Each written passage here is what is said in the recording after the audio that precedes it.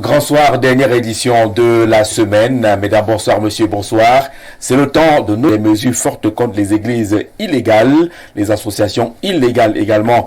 Cette sortie est-elle opportune? Est-elle sans objet ou arrive-t-elle en retard? Ce sera l'objet central de nos échanges ce soir. Ils sont déjà là, tous nos quatre invités. Tirés comme on le dit, ils sont tous beaux ce soir, peut-être parce qu'il y a eu des salaires hier pour ceux qui est des fonctionnaires, on ne sait pas trop, mais en tout cas le plateau enregistre justement des couleurs et de très belles couleurs. Commençons par une magnifique couleur juste à ma droite. Je me retourne, est-ce qu'on peut mettre la caméra sur ces belles couleurs? Je ne parlerai pas tant qu'on n'a pas ces belles couleurs à l'antenne, parce que c'est le temps d'apprécier les couleurs. C'est Noël? C'est les couleurs de Noël ou c'est les couleurs de l'amour? Couleur de l'amour. De l'amour. Couleur de Noël, couleur de l'amour. Je suis amoureux. Amoureux de quoi? Je suis amoureux de ma famille. Voilà. Je suis amoureux de ma famille. Oui. Je suis amoureux d'une personne. D'une personne. Oui. Vous ne voulez pas parler de cette personne? Non, je préfère tel ou non. Ahmed Bama, merci d'avoir accepté notre invitation. Vous êtes enseignant, vous êtes analyste socio-politique, vous êtes un habitué des plateaux et des échanges. On apprécie beaucoup ces couleurs et certainement la personne à qui vous dédiez ces couleurs doit être très fière de vous ce soir. Nous accueillons également un autre enseignant, c'est ça? Oui, à vos côtés, qui est également la couleur de la cravate, alors c'est aussi magnifique. Franklin Bambou, Sambou. Oui. Voilà, bienvenue sur le plateau. Et merci Jean-Jacques, c'est toujours un plaisir d'être sur le plateau d'Info TV du Grand Soir. Merci vraiment. C'est les congés pour vous, hein? Oui, disons, les élèves ont pris les congés du premier trimestre aujourd'hui. Ils ont un repos, un temps d'arrêt de 2 semaines. Oui. Congé de Noël et de Nouvel An. Oui. C'est arrêt obligatoire parce qu'on entend parler des cours de soutien, les cours de rattrapage. Au premier trimestre, on en a besoin? Oui, bon, c'est vrai, certains établissements permettent, c'est aussi l'occasion de travailler certains enfants qui ont des difficultés peut-être en telle discipline, ceci, mais c'est plus un arrêt pour davantage prendre l'élan en janvier. Je veux prendre l'avis d'Ahmed là-dessus. Les cours de remise à niveau pendant les congés de Noël, on en a besoin? On n'en a pas besoin. Pour moi, il faut laisser les enfants se reposer. Après 3 mois intenses, il faudrait que les élèves se reposent pour reprendre en janvier. Je préfère encore ces cours pendant la première semaine des congés de Pâques. Déjà pour mettre un peu la pression aux apprenants par rapport aux examens qui s'annoncent. Mais pour les congés de Noël, il faut les laisser se reposer. Mais ça devient une tradition au Cameroun, hein? Oui. Cours de vacances, cours de remise à niveau, cours du soir. On a besoin de renforcer, nos enfants sont devenus trop faibles. Il y en a, concernant les établissements, concernant les établissements collèges, il y a certains collèges de renom du côté de Yaoundé. C'est systématique. Oui, exactement. Mais il y en a aussi des petits, des gens qui cherchent l'argent pendant cette période-là, qui organisent des cours de remise à niveau. Ça, c'est juste pour perdre du temps. Oui, c'est comme il dit. Juste pour perdre du temps. En réalité, le premier trimestre, c'est le trimestre le plus long, qui a débuté le 9 septembre et qui s'achève le 20 décembre, pratiquement 3 mois et demi, pour ne pas dire 4 mois. Les enfants méritent un repos, parce que demander à un enfant, il a pris les congés aujourd'hui le 20, et demain samedi le 21 ou lundi le 23, leur demander de venir travailler, oui, mais ils viennent là, ce n'est pas comme les congés de Pâques, ils viennent là dans l'esprit des fêtes, parce que lundi c'est le 23, mardi le 24, c'est déjà les fêtes. Cet enfant-là ira pour ces cours-là, mais pas dans un pas de gaieté de cœur en réalité, pas de gaieté de cœur. Donc c'est pour dire... il appelle le temps, oui, il fait juste ce que les parents ont demandé. En réalité, il n'y est pas. Il y a des parents qui m'ont même contacté. J'ai dit aux parents que laissez les enfants se reposer. Tout reprend en janvier, le 6 janvier. D'accord, bienvenue. Clément Chris Guimartol, le président des appelés du service civique national. C'est la seconde fois qu'on vous reçoive sur ce plateau. Vous venez tout droit, je ne trahis rien, du musée national où le ministère de la Jeunesse organise une grande mobilisation sur l'entrepreneuriat jeune depuis quelques jours.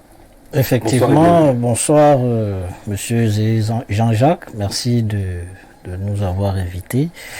Bonsoir à nos co-discutants de ce soir. Je voudrais transmettre les salutations à Monsieur Sambou. Monsieur Sambou. Sambou. Il y a l'un de ses élèves qui l'a reconnu sur l'affiche et qui m'a demandé de lui transmettre ses salutations. Merci. Francis Omba. Il a été votre élève au lycée de Simalène Bellois. Oui. C'est toujours un honneur lorsque l'enseignant reçoit le salut d'un élève. C'est qu'il a dû marquer cet élève. Voilà, il dit être très heureux de vous revoir et que je vous dise qu'il est en master 1 sciences politiques à Yaoundé 2 soirs. Et comme nous sommes à soir, je voudrais saluer le président de la faculté des sciences juridiques et politiques qui vient d'être élu récemment, monsieur le duc Ifa. Donc, dit major. Alors, lorsque c'est dit, vous l'avez bien indiqué, nous sommes mobilisés depuis une semaine déjà au Salon international de la jeunesse, au Salon international de l'entrepreneuriat jeune CIPROM, voilà. Et davantage dans le cadre du Youth Connect Cameroun qui a connu le haut patronat du Premier ministre chef du gouvernement et dont l'initiative avait été lancée et patronnée par le chef de l'État. Donc cette fois, ce salon se tient en ce moment même et la clôture, c'est tout à l'heure avec les jeunes gens qui ont été sélectionnés dans le cadre du bootcamp et qui vont recevoir des appuis.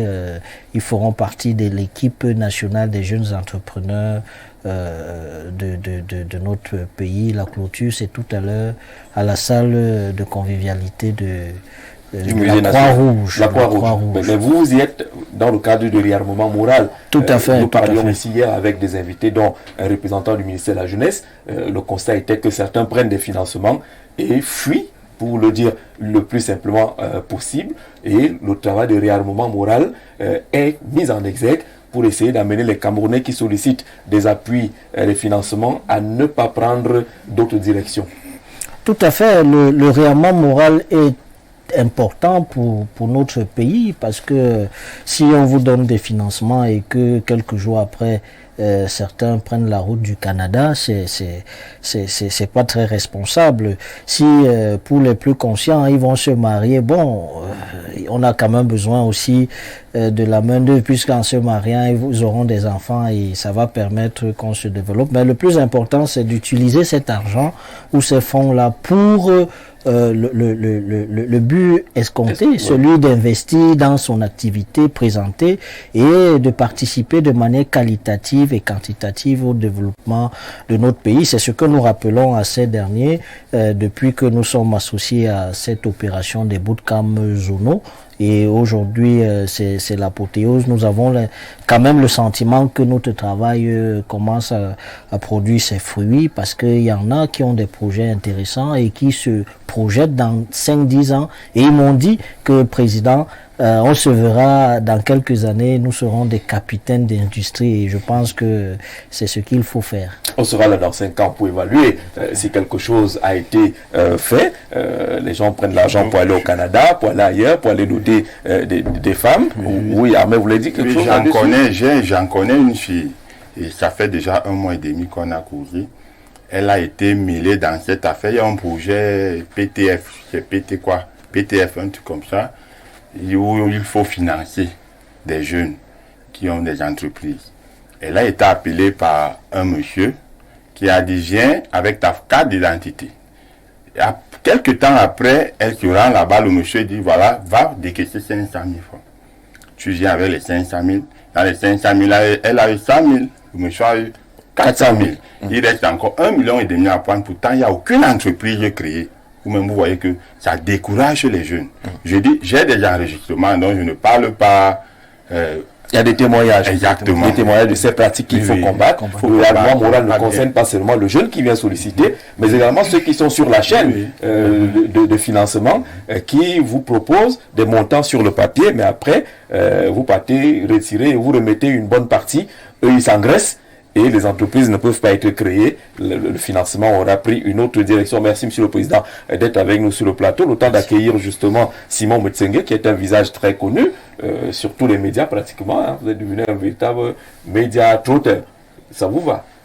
En fait, c'est le parti. C'est le parti qui est... Le parti oui, c'est le parti qui est célèbre. Ouais. Nous sommes des ouvriers, donc nous travaillons dans ce sens-là. Moi, je suis très fier d'être à nouveau sur votre plateau. Et davantage, je suis fier que vous invitez des personnes que l'opinion doit toujours regarder, doit toujours voir. Des gens qui doivent nous aider à faire sortir ce pays, ou du moins à mener ce pays à l'émergence que nous voulons. Tenez par exemple, on parle du réarmement moral. Évidemment, c'est ce qu'il nous faut, surtout pour la jeunesse. Vous avez un pays qui est majoritairement jeune, où la majorité, 80% des personnes ont moins de 35 ans, sinon 35 ans en descendant. Donc c'est une population jeune. Et donc, on appelle ça comment? Une main-d'œuvre abondante. Et maintenant, on se retrouve avec des projets que l'État met en place. De l'argent qu'on met en place. Je vous rappelle qu'en 24, vous créez une entreprise. Si c'est si c'est on appelle ça comment? Un établissement, je crois que c'est 43 000 francs CFA. Si c'est une salle de moins de 1 million de chiffres, on appelle ça comment? De capital social, c'est pratiquement 80 à 100 000 francs CFA.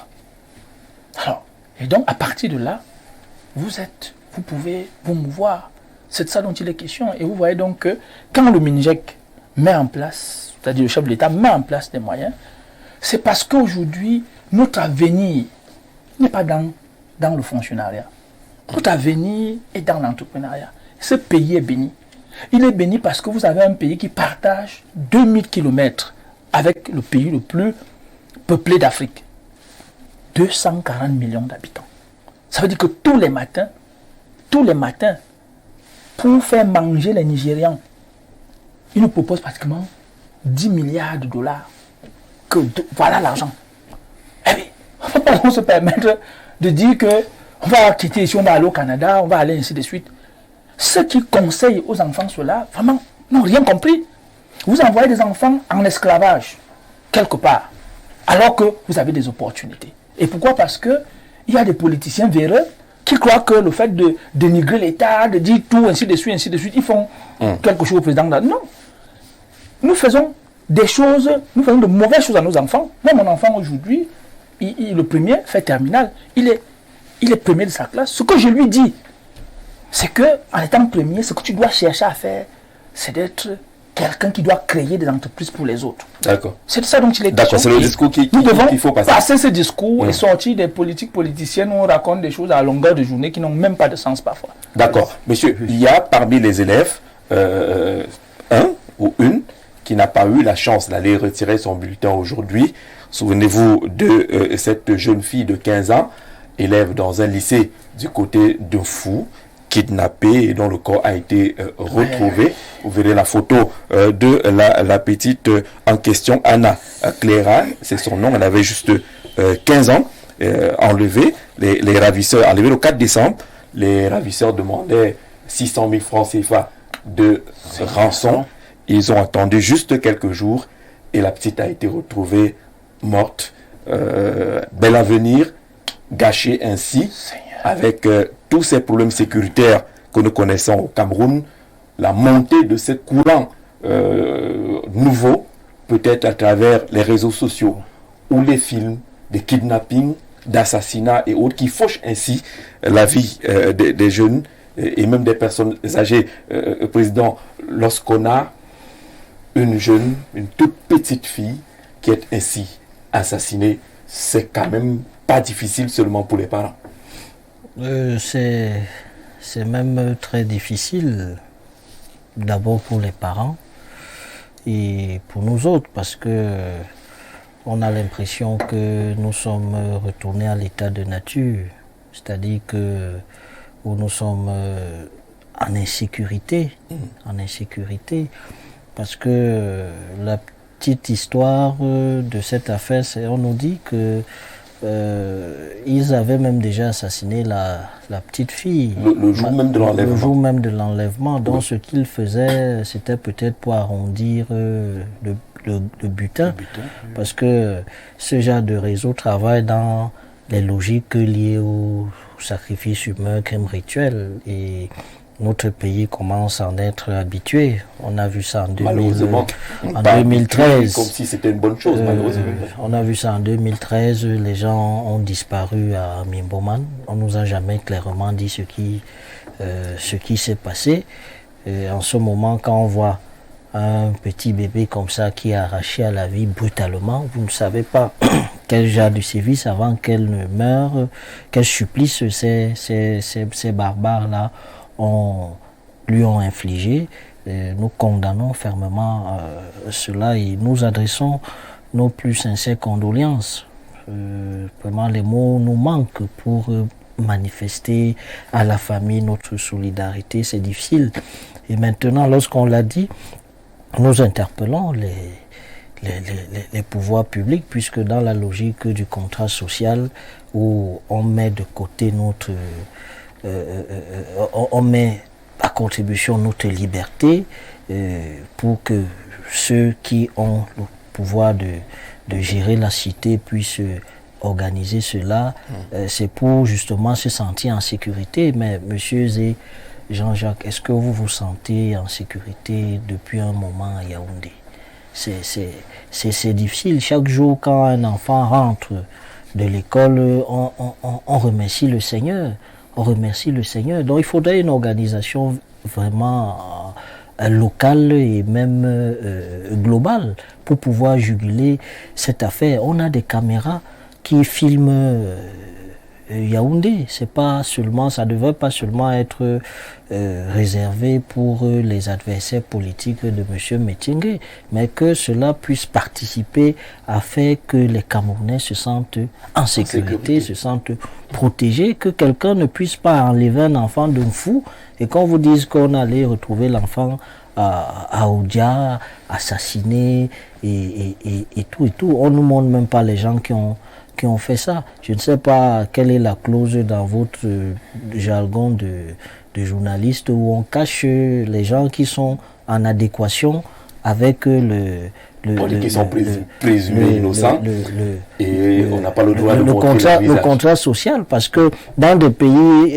plus avancés, qu'on prend soit un exemple, notamment les États-Unis, nous voyons, lorsqu'il y a des gens qui sont recherchés, on plaque partout leur visage, puisque cette communication permet justement aussi à la population d'aider à traquer ces personnes. On a l'impression que ceux qui ont la responsabilité de notre sécurité ont des résultats à tête chercheuse, c'est-à-dire que le simple peuple ou le bas peuple, on s'en intéresse pas. Il faut être un haut gradé, il faut être un éminent membre du gouvernement pour avoir la sécurité. Parfois, vous voyez, dans les résidences des membres du gouvernement, nous avons 7. Tout un contingent. Voilà. Pourtant, c'est dans les quartiers qu'on a ces... Alors vous avez dit une ou deux choses, on aura peut-être le temps de réagir là-dessus. Comment comprendre la montée de l'insécurité? Est-ce qu'il y a une défaillance du système de sécurité dans le pays? Mais pour rester sur le cas de la petite Akono Anna Clara, on l'a dit, elle avait juste 15 ans, élève en 3e année, ESF, économie sociale et familiale, au lycée technique de Mfou, enlevée et puis assassinée. Vous êtes enseignant, M. Sambou. Oui, déjà, c'est un préjudice moral, d'abord même pour ses camarades de classe. Oui. Ses camarades de classe qui, la veille, assises avec un camarade ou une camarade, et le lendemain, le camarade apprend que la petite Clara, ou bien ma camarade Clara, n'est plus. Du coup, ces enfants-là gardent à l'esprit un problème moral. Même en partant à l'école, il y a la peur dans la société. Ah, c'est sur le chemin de l'école que la petite a été enlevée. Oui. En partant à l'école, il y a la peur. En retournant de l'école, il y a la peur. Même le travail à la maison, même en termes d'étudier normalement, c'est un autre problème pour les enfants. Parce que quand on pense que ma camarade de classe a été enlevée, même en travaillant, cette idée empêche l'enfant d'avoir un rendement scolaire important. Et tout à l'heure, le président l'a dit, si au niveau des parents, même pour l'administration scolaire, c'est un problème. Parce que savoir qu'on a perdu une élève de cette façon, c'est embêtant. C'est vraiment embêtant. Pour maintenant, nous enseignants, une élève qu'on a encadrée ou bien qu'on a vue la veille et qu'on nous apprend qu'elle est partie, c'est pas bien. Maintenant, pour la nation, voilà un enfant, voilà une jeune fille qui aurait pu servir la nation demain, sa famille, qui se retrouve dans ces conditions.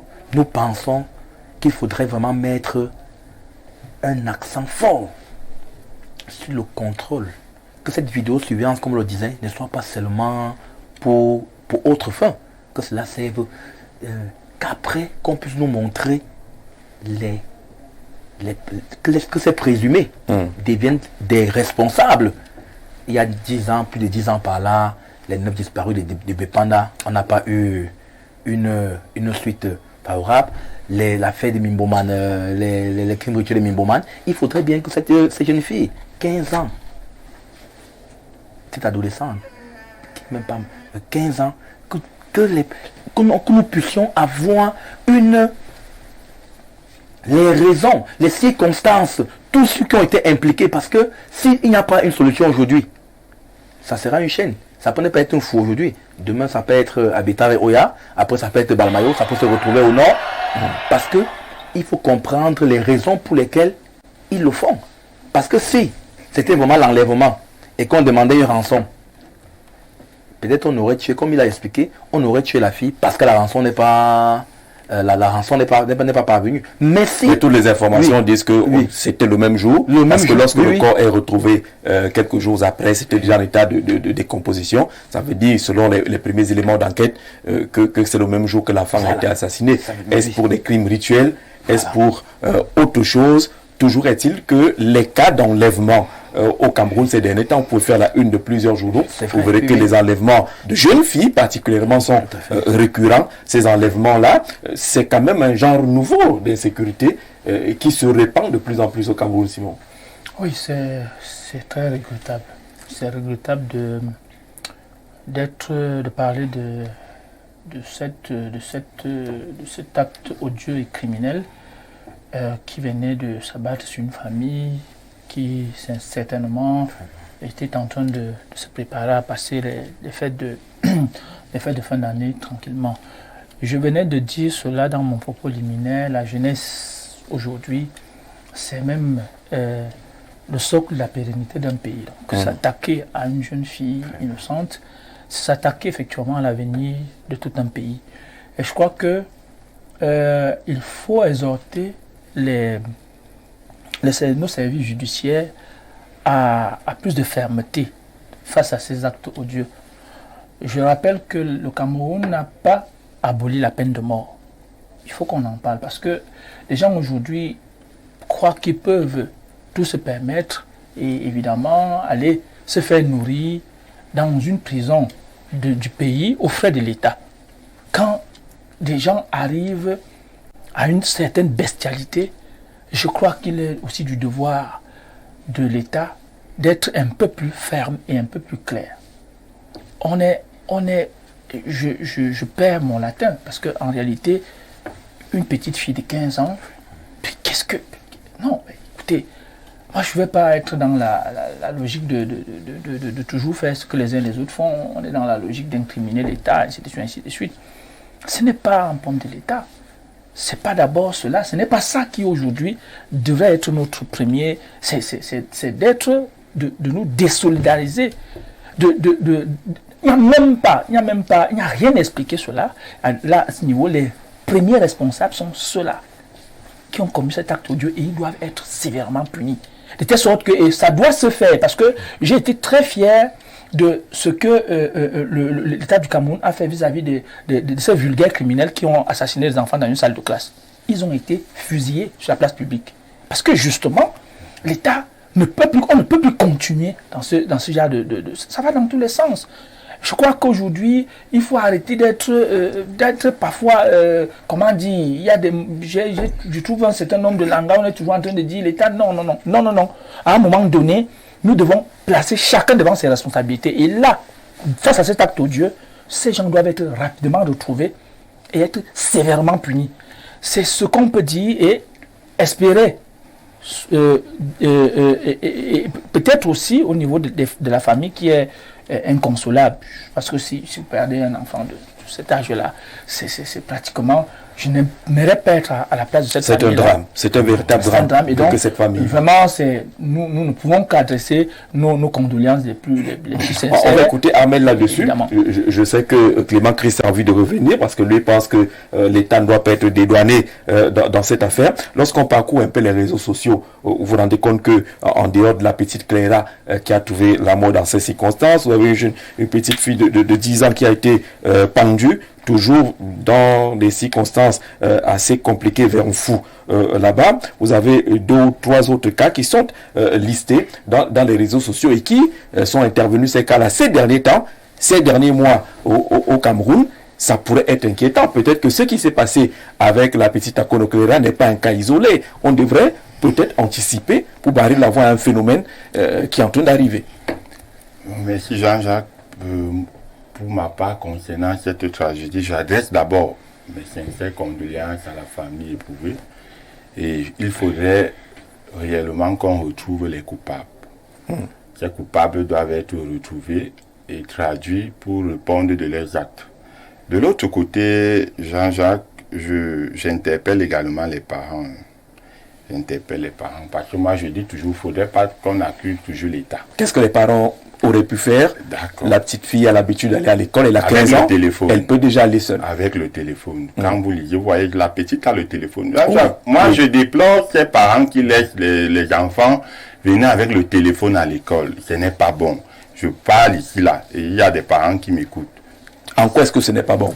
Est-ce que ce téléphone ouvre les voies, peut amener l'enfant également à aller entrer dans les réseaux compliqués? Il faut être clair. Exactement. Lorsque on a le téléphone, lorsque vous parcourez ces téléphones, là, vous allez constater des photos, des images que ces élèves ont l'habitude de prendre. Et en ce moment, et de poster dans les réseaux sociaux, en ce moment, elles deviennent des cibles, des potentielles cibles de ces prédateurs. De ces prédateurs-là. Et quand vous voyez même les photos qu'on vient de poster tout à l'heure, vous voyez cette petite fille, là-bas on a mis un fond de teint, là-bas on a changé. Jean-Jacques, l'école au Cameroun, mardi 16 heures, sortie des classes au Cameroun. C'est un lycée. Je dis mardi 16 heures. Bon, du lycée, je m'interroge, du lycée jusqu'à son domicile. Elle a été kidnappée en chemin. Première interrogation. Deuxième interrogation, quand vous regardez cette petite-là, Jean-Jacques, je vous dis, il est difficile, moi je le dis, il est difficile d'être kidnappé en chemin, c'est-à-dire vous êtes en train de rentrer en groupe et que des individus viennent là vous récupérer. Non, peut-être faut se questionner, cette petite à la sortie des classes, elle est allée où?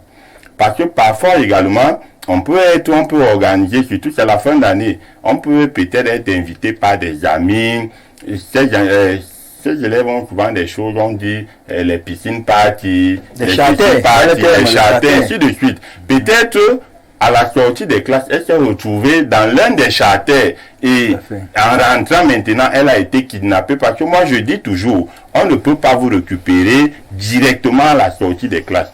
C'est pourquoi j'interpelle les parents. Les parents doivent sensibiliser leurs enfants à la maison. Et c'est parce que tout parent qui abandonne, puisque moi j'ai lu Jean-Jacques, on dit, les parents étaient inquiets et ont appelé l'enfant par téléphone. Vous voyez que... Et c'est le kidnappeur qui a répondu. Vous voyez que, généralement, ce n'est pas la première fois. Si vous partez peut-être regarder, vous allez constater que ce n'est pas la première fois que cette petite-là rentre tard.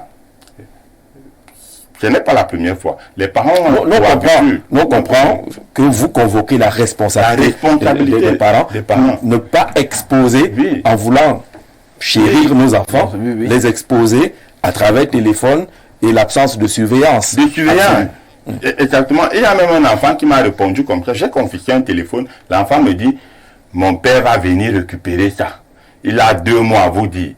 Il m'a dit qu'il a 2 mois, vous dites. Vous-même, vous voyez un peu. Quand l'enfant te dit que le parent dit qu'il a 2 mois, vous voyez, Jean-Jacques, et 2 mois après demain, lorsque cette petite fille se retrouvera dans cette situation-là, on dira que l'État a fait ceci. Non, la responsabilité des parents est en jeu. Mais je n'encourage pas l'acte qui a été posé, mais je dis, chacun doit prendre ses responsabilités. L'État a la responsabilité de veiller sur la population. Oui. Maintenant, le parent également a la responsabilité de mieux éduquer son enfant. Parce que je pense que si les parents avaient fait le boulot en amont, Jean-Jacques, je pense qu'on allait limiter. Ce n'est pas seulement le seul cas. Il y en a plusieurs. On a vu qu'il y a plusieurs cas de jeunes filles, la même tranche d'âge pratiquement, toujours, généralement portées disparues ou kidnappées. Jean-Jacques, je ne vous mens pas. Si vous faites même une analyse, vous allez constater que ce sont toujours des filles de 15 à 20 ans. Et ces filles ont toujours des téléphones. Et si vous entrez dans les comptes Instagram, Facebook, vous allez voir des images qu'elles publient. Vraiment, elles s'exposent totalement. Et moi, je dis, si réellement ce phénomène-là, les parents prennent vraiment leurs responsabilités, vous allez constater qu'on aura moins de cas. Et on est déjà en fin d'année. Les fêtes sont là. Vous allez entendre, d'ici janvier, début janvier, on va vous dire, on a retrouvé une fille violée, on a violé, on a assassiné, toujours à cause des sorties nocturnes, des charters de gauche à droite. Réellement, je convoque la responsabilité des parents et elle est partagée. Elle est partagée. L'État a 20%. Le reste... Seulement 20%? Oui, 20%. Moi, je préfère dire 20%. Dans cette affaire-ci-là, c'est 20%. Le reste, ce sont les parents. D'accord, Clément. Sur cette affaire, l'État est en train d'être dédouané finalement. Il n'est pas question de condamner l'État ici, parce que vous savez que je suis le président national des appelés du service civique, produit et volonté politique de l'État ou du chef de l'État, et je suis en principe le plus grand défenseur des institutions. Mais je suis un peu gêné du confort de certains sur ce plateau face à cette situation où on veut justifier le fait que la petite soit morte du fait de son... c'est pas très bien. Et c'est même pas c'est une analyse. C'est une analyse. Oui, mais c'est une analyse. C'est une analyse qui peut se comprendre. Mais je voudrais dire que lorsque Monsieur Metingue indiquait bien qu'il faudrait que les gens prennent leurs responsabilités, l'État est le premier responsable, c'est-à-dire de la sécurité des citoyens. Le premier responsable. Pour le moment, on ne sous-traite pas. C'est un domaine où on ne sous-traite pas. C'est l'État ça fait partie de ses missions régaliennes. Voilà. La sécurité, l'aménagement du territoire, l'économie, la diplomatie, la défense. Donc, sur ce point de vue, l'État doit prendre des dispositions, parce que quand on parle d'État, je ne parle pas de l'ordre gouvernant, mais l'État, c'est nous tous, il faut le savoir. C'est-à-dire l'État, nous composons tous l'État. Donc c'est de notre responsabilité, chacun en ce qui le concerne, pour que ce genre de choses n'arrive pas. Maintenant, donc, il y a ceux à qui on a délégué la responsabilité de notre vie au quotidien, qu'est l'ordre gouvernant, l'administration, le pouvoir politique et autres, qui ont des moyens au travers de ces appareils répressifs que sont la gendarmerie, la police, les tribunaux et autres. Et je souscris beaucoup à ce que M. Metingue a indiqué ici, que la peine de mort existe. Parce que quand vous voyez ce cas, mais l'enseignant parle de téléphone, mais l'enfant de 5 ans qu'on a violé avait un téléphone à Douala, qui a été violé à 52 ans. Ceux qui ont moins de 10 ans, qui sont violés, tués et tout ça, est-ce que ceux-ci ont des téléphones? Non. C'est parce que les gens pensent... quand même que les jeunes filles de la tranche d'âge 15, 20, 25 ans sont régulièrement portées disparues. Vous vous souvenez, la une du journal direct, c'est pas direct d'info, les foies chauds de Delors, Majdan Kamse Kamwe, ces derniers temps, vous propose des sujets toujours de disparition de jeunes filles ou d'enlèvement de jeunes filles. Oui. Et les photos souvent reprises sont assez subjectives. Moi, je voudrais généraliser pour trouver une solution générale pour régler le problème. Parce que ça, c'est un prétexte pour poser la problématique de de ces enlèvements récurrents, du sentiment d'insécurité qui naît. Et c'est là que nous convoquons donc la responsabilité de l'État. C'est-à-dire que, vous voyez, il y a des gens qui violent là, mais c'est des repris de justice. Mais comment ces gens vont y ressortir? C'est-à-dire qu'il faudrait poser des actes de sensibilisation à long terme. C'est-à-dire qu'on condamne quelqu'un à mort et tout le monde, la publicité de cela est faite pour sensibiliser les uns les autres. Puisque les gars sortent, à peine ils sont sortis il y a 2 mois, ils commettent déjà des braquages. Ils vont se reposer à Kodengui. Et c'est davantage nous qui payons leur séjour loisible là-bas. Pourtant, ils nous causent du préjudice. Et je me suis même souvent posé la question, pourquoi ces gens-là, on ne les met pas dans les champs de patates pour travailler, produire. C'est la main d'œuvre gratuite. Comme ça que l'État, le ministre de la Justice, garde des Sceaux, devrait... les peines alternatives qu'il avait vantées. Oui. Non, pas les peines alternatives. Pas les peines alternatives. C'est-à-dire qu'il y a des gens qui sont couchés là-bas, ils consomment allègrement le cuir et tout ça, comme on dit trivialement, la drogue, le tas et tout. Mais quand ils sortent là, ils viennent agresser les gens. On devrait mettre ces gros bras à contribution là pour nous faire avoir des grands champs de cacao, de patates et tout, pour nous faire importer les choses. C'est-à-dire que la fermeté vis-à-vis des loupards nous souhaitons qu'il y ait la fermeté et qu'il y ait un message clair. C'est-à-dire que l'État doit frapper. Que quand tu sors là, on te dit que bon, on te réintègre dans la société, tu vas poser le même travers, on prend une solution finale pour ne plus gêner les gens. Parce que la plupart de ceux-là qui posent ces actes-là, ce sont des personnes qui ont été déjà condamnées plusieurs fois et qui sont devenus des entrepreneurs du crime. D'accord. Bonsoir à vous. Monsieur Metsengue connaît la différence entre le gouvernement et l'État, c'est un point d'interrogation. C'est le gouvernement RDPC qui est à la manœuvre à travers l'exécutif et donc responsable de la sécurité des personnes et des biens. C'est Zigli qui nous envoie ce message. Peut-être qu'il ne nous a pas bien compris. Oui, en fait, je crois qu'il ne m'a pas bien compris. Il a toujours bien compris. Il ne m'a pas bien compris, ou alors... Il a compris. Je vais dire quand même qu'il faut que les uns les autres... C'est pour ça que je souhaite toujours que... Le président le dit toujours, à menace globale... Riposte globale. Oui. C'est-à-dire que dès qu'on commence face à un sujet à vouloir disséquer le statut de défense, parce que nous avons souscrit à une défense populaire où le peuple est la base et les institutions spécialisées de défense et de sécurité sont des manœuvres spécialisées. Je voudrais dire que il y a en 2015, pour que vous compreniez un peu la mentalité de nos forces de défense et de sécurité, surtout de sécurité. En 2015, il y a un inspecteur de police de 3e grade, il était inspecteur de police principal avec 3 étoiles blanches, qui avait levé la garde le matin et il rentrait chez lui. Aux abords du marché de Moura, il a été face à une jeune fille qui était bourrée d'explosifs. Elle allait vers le marché. Cet inspecteur de police principal a compris que son jour sa mort était arrivée. Et il s'est sacrifié, c'est-à-dire en prenant cet enfant, sortant du marché avec son explosé à 2. C'est pour dire que l'État ne peut pas être complaisant face à la sécurité des biens et des personnes. Maintenant, l'État ne peut pas faire ce travail seul. Je crois qu'il y a parfois des personnes on parle souvent de trucs de surveillance ou de comité de vigilance. Comité de vigilance et autres. Je crois qu'à un moment donné, il faut voir dans quelle mesure formaliser ces comités de vigilance et autres qui vont davantage apporter un soutien constant aux forces de sécurité. Et justement, dans le cadre de la décentralisation, il y a la police municipale qui peut aussi élargir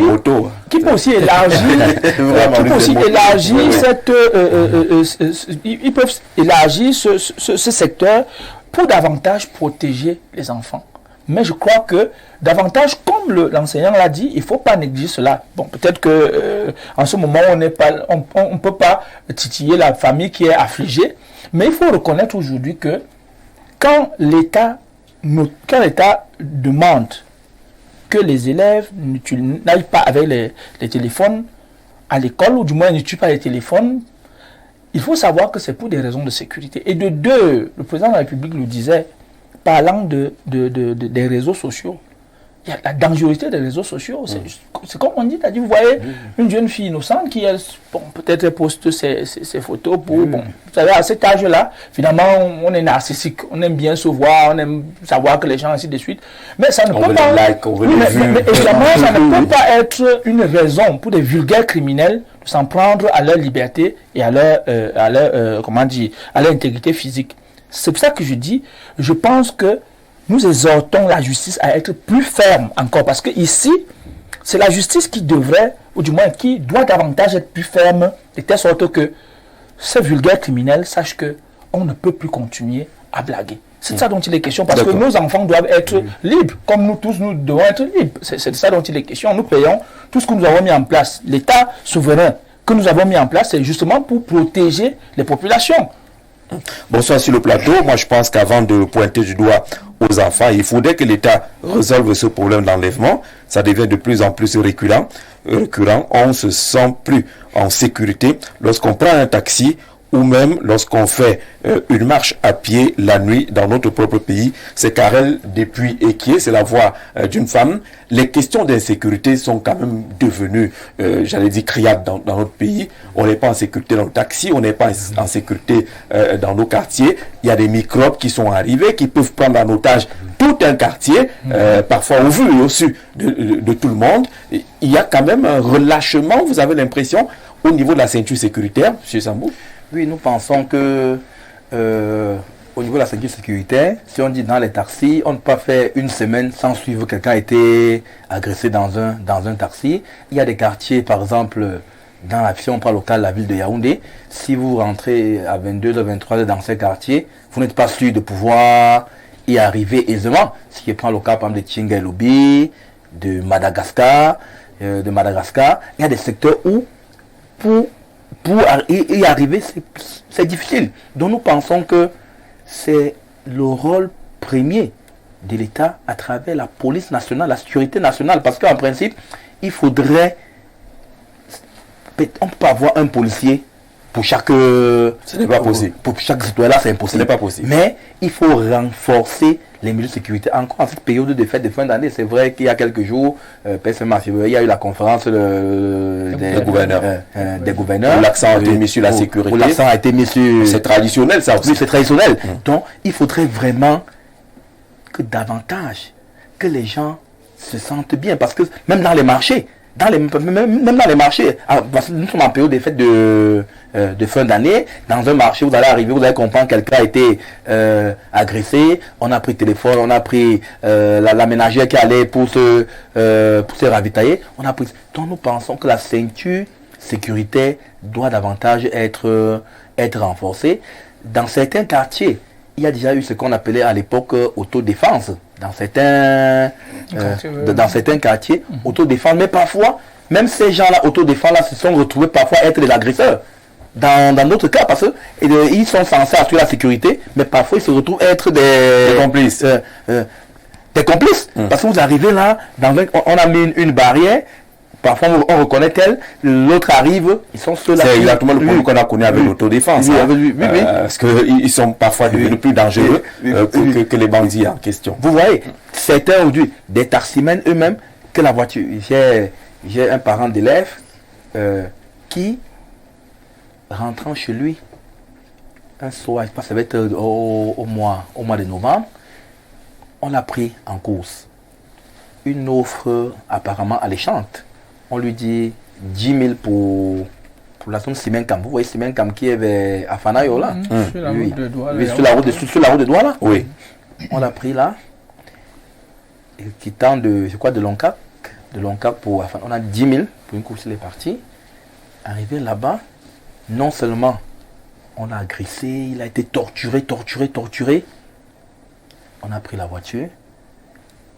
Après des recherches, 2 jours plus tard, on le retrouve mort.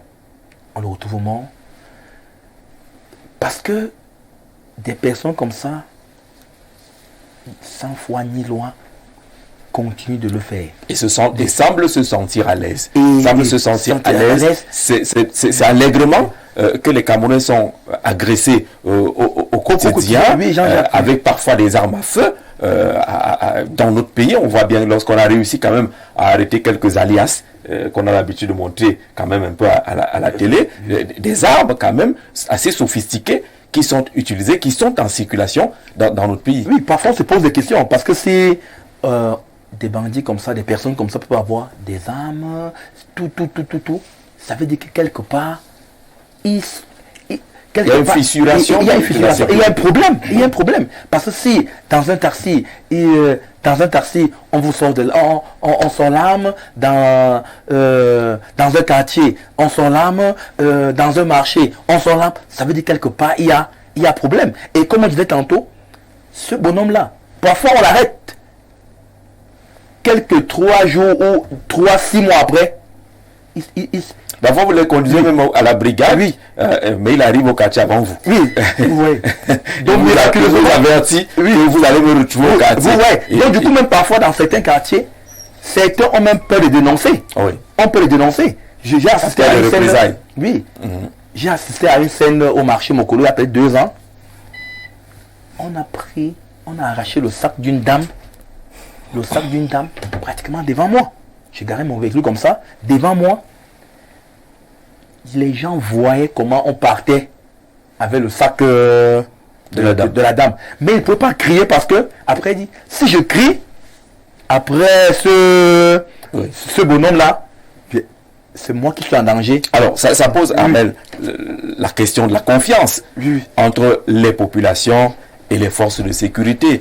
Il y a une sorte de rupture. D'où parfois le développement de la justice populaire. Tout à fait. Exactement. Les populations n'ont plus de la confiance vis-à-vis de ces forces de sécurité. Puisque tu prends quelqu'un aujourd'hui, arrivé au commissariat, 30 minutes après, le gars est libéré. Et il te gueule même après. Oui. Moi, j'ai vu quelqu'un un jour, j'ai vécu cette scène au niveau du parquet, où il est content d'entrer au parquet que d'être amené par les gendarmes. Vous voyez que pourquoi? Parce qu'il sait que lorsqu'il va entrer au parquet, il sortira quelques billets là-bas et il sera libre. Mais je vais revenir sur l'insécurité dans les quartiers. Comme mon collègue a dit tout à l'heure, concernant les quartiers, il faut réactiver, discipliner les comités de vigilance. Moi, je pense que... Peut-être les former aussi. Les former. Moi, je pense qu'il faut faire avec... le réarmement moral.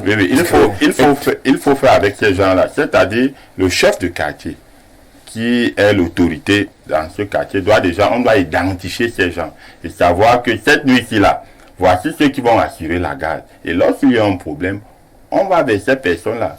Concernant les quartiers, parce que je pense que si on agit de la sorte, il y aura moins d'agressions dans les quartiers. Et ces gens aussi doivent se sentir motivés. Vous voyez, de temps en temps, parce que quelqu'un ne peut pas sacrifier à veiller sur la sécurité. Exactement, mais sans que peut-être chaque mois, il y ait quelque chose, quelques perdièmes, il faut le faire. Mais au niveau de l'étage, on ne va pas commencer par l'autosurveillance. Il y a quand même une police régulière. Il y a une police de proximité qui est censée être développée. On avait vu un 20 mai cette police de proximité bien vantée avec des bicyclettes et autres qui devaient facilement entrer dans les quartiers. On devait créer au moins les postes de police dans chaque quartier, surtout que les quartiers exposés aux agressions sont bien identifiés. Les gars vont vous dire dans les commissariats, Jean-Jacques, on n'a pas le carburant, donne le carburant, on ne peut pas venir. Même lorsque vous appelez, les gars ne vont pas venir. Ils viendront peut-être si vous avez de l'argent 2 heures de temps après. Et bien même si vous ne donnez pas l'argent du carburant, ils ne vont pas venir. La police ne fait pas réellement son travail. Disons qu'il y a de mauvais policiers. Parce qu'on en a cité 2 ou 3 ici qui sont des bons policiers. Il y a encore de mauvais policiers qui ne savent pas pourquoi ils sont policiers. Exactement. Vous voyez, Jean-Jacques, moi je dis toujours, comme mon frère a si bien dit, réarmement moral, je pense que il faut vraiment du mérite dans ce concours-là. Parce qu'il y a des gens qui se lèvent, peut-être, il a échoué le BPC, peut-être 5 fois. On dit non, viens, il faut que tu sois policier pour ne pas finir comme ça. Vous voyez, ou bien il a passé son temps à agresser au quartier, on dit il faut que tu sois policier. Et vous-même, pensez-vous, Jean-Jacques, que lorsque cet individu entrera dans la police, pensez-vous réellement qu'il sera un bon policier? S'il a été habitué à voler, à braquer, pensez-vous que c'est dans la police qu'il va retrouver vraiment tous ces sens? Jamais. Mais il faut mettre l'accent sur l'enquête de moralité. La police n'a-t-elle pas la réponse qu'il faut face à la montée de l'insécurité? Vous savez que on observe, et quand nous étions à l'école primaire, on nous apprenait à observer. Vous voyez quoi? Je vois le maître écrit à... Nous observons que la police semble dépassée. Parce que chacun a conté son histoire ici. Moi, j'ai été agressé entre 2 commissariats. Et pas la même personne. C'est-à-dire que tous mes téléphones Xperia, c'était lui qui venait récupérer ça. Quand on vous agresse, vous allez à tel commissariat, au niveau de Mimboman. On vous dit non, c'était de quel côté de la route? Vous dites non, allez au 16e là-bas, vous arrivez au 16e, vous trouvez les policiers. C'est de quel côté de la route? Oui, vous trouvez... Ça, c'est ce que j'ai vécu. Vous trouvez les policiers en train de regarder les films pornographiques. Ça, je vous le dis, j'ai souvent raconté et j'assume. Histoire vécue. On vous dit de venir à 10 heures pour porter plainte quand le commissaire sera là. Vous arrivez, la dame qui vous reçoit, elle vous dit, bon, c'est quoi? On dit, c'est pas important, le commissaire au défilé. Le défilé est important par rapport à la vie des Camerounais. Donc le dit, c'est pas être contre qui que ce soit. Nous, on soutient les institutions, pas les personnes. Nous soutenons les institutions et les gens doivent comprendre ce que c'est qu'être au service de l'État, être au service de l'intérêt général. Vous comprenez? Vous avez parlé de police de proximité, mais ça c'est pas sérieux. Vous pouvez pédaler à Yaoundé avec les collines là. C'est pas seulement une question de vélo. Mais au moins allons avec la présence de cette police. Nous avons l'impression, nous avons l'impression qu'on a de plus en plus une police de parade, c'est-à-dire pour contenter le chef de l'État le 20 mai, montrer que les gens sont là et autres, mais dans les faits, on ne voit absolument rien du tout. Vous comprenez? Et quand on parle de réel... Est-ce que ce n'est pas injuste de le dire? Vous ne pouvez pas, si vous faites l'expérience ce soir, vous prenez votre télécommande, vous zappez à 20h d'une chaîne de télévision à une autre, vous verrez quand même que la police, coup de filet de la police à gauche, coup de filet de la gendarmerie à droite. Il y a quand même des choses qui sont faites. Et ils vous appellent pour aller filmer. On ne devrait plus. Bon, je ne voudrais pas perdre le fil de mes idées. Lorsqu'on parle de police de proximité, vous avez parlé des gens avec les vélos et autres là. Mais est-ce que depuis qu'en dehors du défilé, vous avez déjà vu même dans la blague passer là? Non. Vous voyez les vélos parqués dans les commissariats. On parle de réarmement moral. On réarme celui qui a été armé. C'est-à-dire que en ce moment, nous travaillons à armer la jeunesse. Et maintenant, il y a un besoin de réarmement moral dans tous les secteurs. L'enseignant parle de la police, même dans le secteur de l'enseignement, il y a des imposteurs là-bas, des usurpateurs, et c'est partout. C'est généralisé. Il y a des gens, des générations spontanées qui arrivent, qui ne savent pas ce que ça signifie d'être fonctionnaire. Pour eux, être fonctionnaire, c'est un accomplissement d'une vie. Pourtant, c'est se mettre au service de l'intérêt général. C'est à partir de ce réarmement-là que les fonctionnaires de notre pays doivent être astreints pour qu'ils comprennent la logique sociale. Parce qu'il nous faut une logique sociale dans ce pays. On manque de logique sociale où chacun improvise comme ça, chacun fait ce qu'il pense qu'il peut faire et on évolue comme ça. C'est un problème qui est généralisé. Oui. Et quand nous convoquons la responsabilité de l'État, malheureusement, où nous constatons que c'est le politique dans notre pays qui fait bouger les choses. Il faudrait que le politique fasse bouger les choses. Et pour chuter, quand vous parlez aujourd'hui de la police et autres, le peuple a l'impression que ces gens ne sont au service des autres. Le peuple ne se reconnaît plus tellement. Vous l'avez déjà dit. Tellement, s'il vous plaît, je chute par là. Oui. Hein? Les gens ne se reconnaissent plus beaucoup dans nos services publics.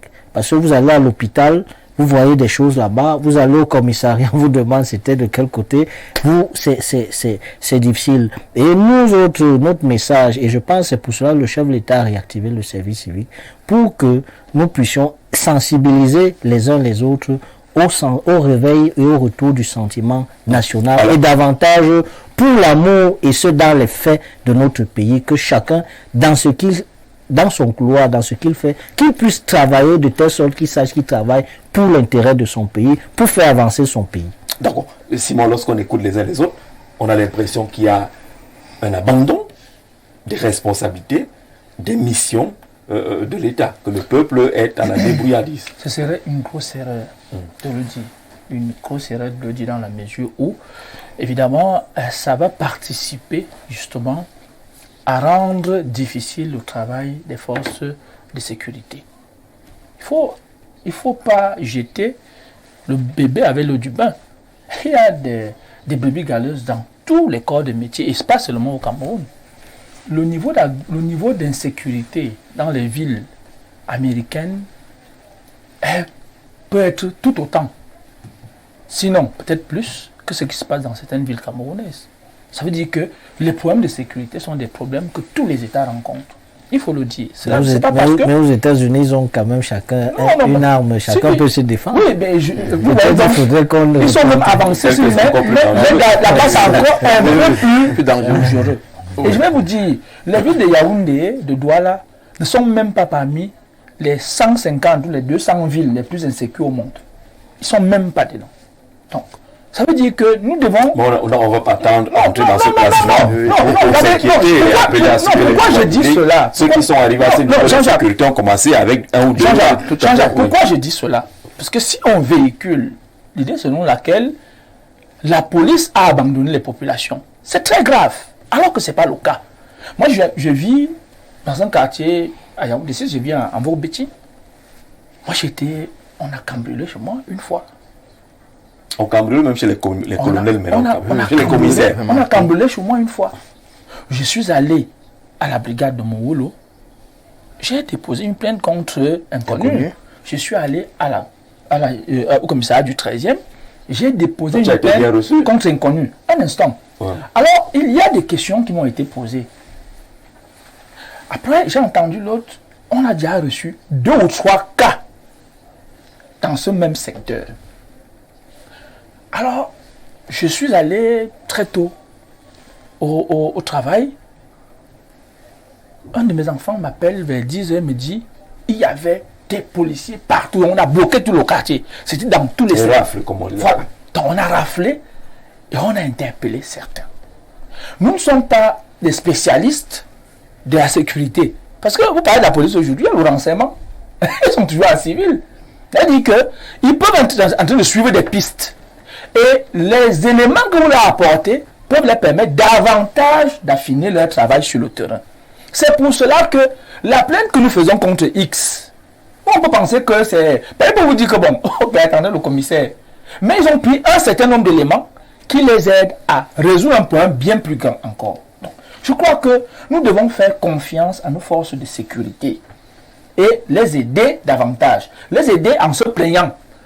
En se plaignant, c'est-à-dire que si vous avez eu un problème d'agression, ainsi de suite, allez... Mais que les plaintes prospèrent aussi. Mais c'est que décourage des Camerounais, ça donne l'impression qu'on va se plaindre, mais il n'y a plus rien. C'est justement cette impression. Et vous faites bien de poser ça. C'est pas qu'une impression. Non, attendez. Vous pouvez rapporter 10 ou 11 cas comme ça en sortant. Je suis d'accord. Oui. Je suis d'accord. C'est pour ça que je dis que vous partez vous plaindre. Il y a un certain nombre d'éléments dont ils ont besoin de la population. Et justement, si on rompt cette collaboration, eux-mêmes seront handicapés. Maintenant, vous pouvez déposer, vous voyez que bon, peut-être rien n'a été fait. Or, les éléments que vous avez mis dans votre plainte les ont aidés à résoudre un problème bien plus grand. Je ne pas en cas de figure. Vous avez perdu votre téléphone portable. Et vous dites, ah, vraiment, ils ont pu, si vous plaignez à la maison. Or, si vous partez déposer plainte et qu'on vous donne un certain nombre d'éléments, vous allez vous rendre compte un jour, vous dire, votre téléphone est là. Parce qu'il y a des systèmes aujourd'hui qui permettent de tracer des téléphones. Alors, donc, je crois que c'est même maintenant que nous devons renforcer notre collaboration avec les systèmes de sécurité, de telle sorte que d'enrayer cette menace. L'erreur à ne pas commettre, c'est discréditer ceux-là qui ont les moyens. Mais c'est eux qui doivent construire la confiance. Non. C'est eux qui doivent amener le peuple à être en confiance. Vous savez, vous êtes abandonné à vous-même. Vous savez, ne font pas des choses qu'ils font, ne sont pas seulement des choses sous-marines. Non, il n'y a pas une ville, pas de Yaoundé. Il n'y a pas une ville au Cameroun où il y a plus de patrouilles qu'à Yaoundé. Je vous assure. Moi, mais si c'est les patrouilles qui vont devant les snapbars. Non. Vous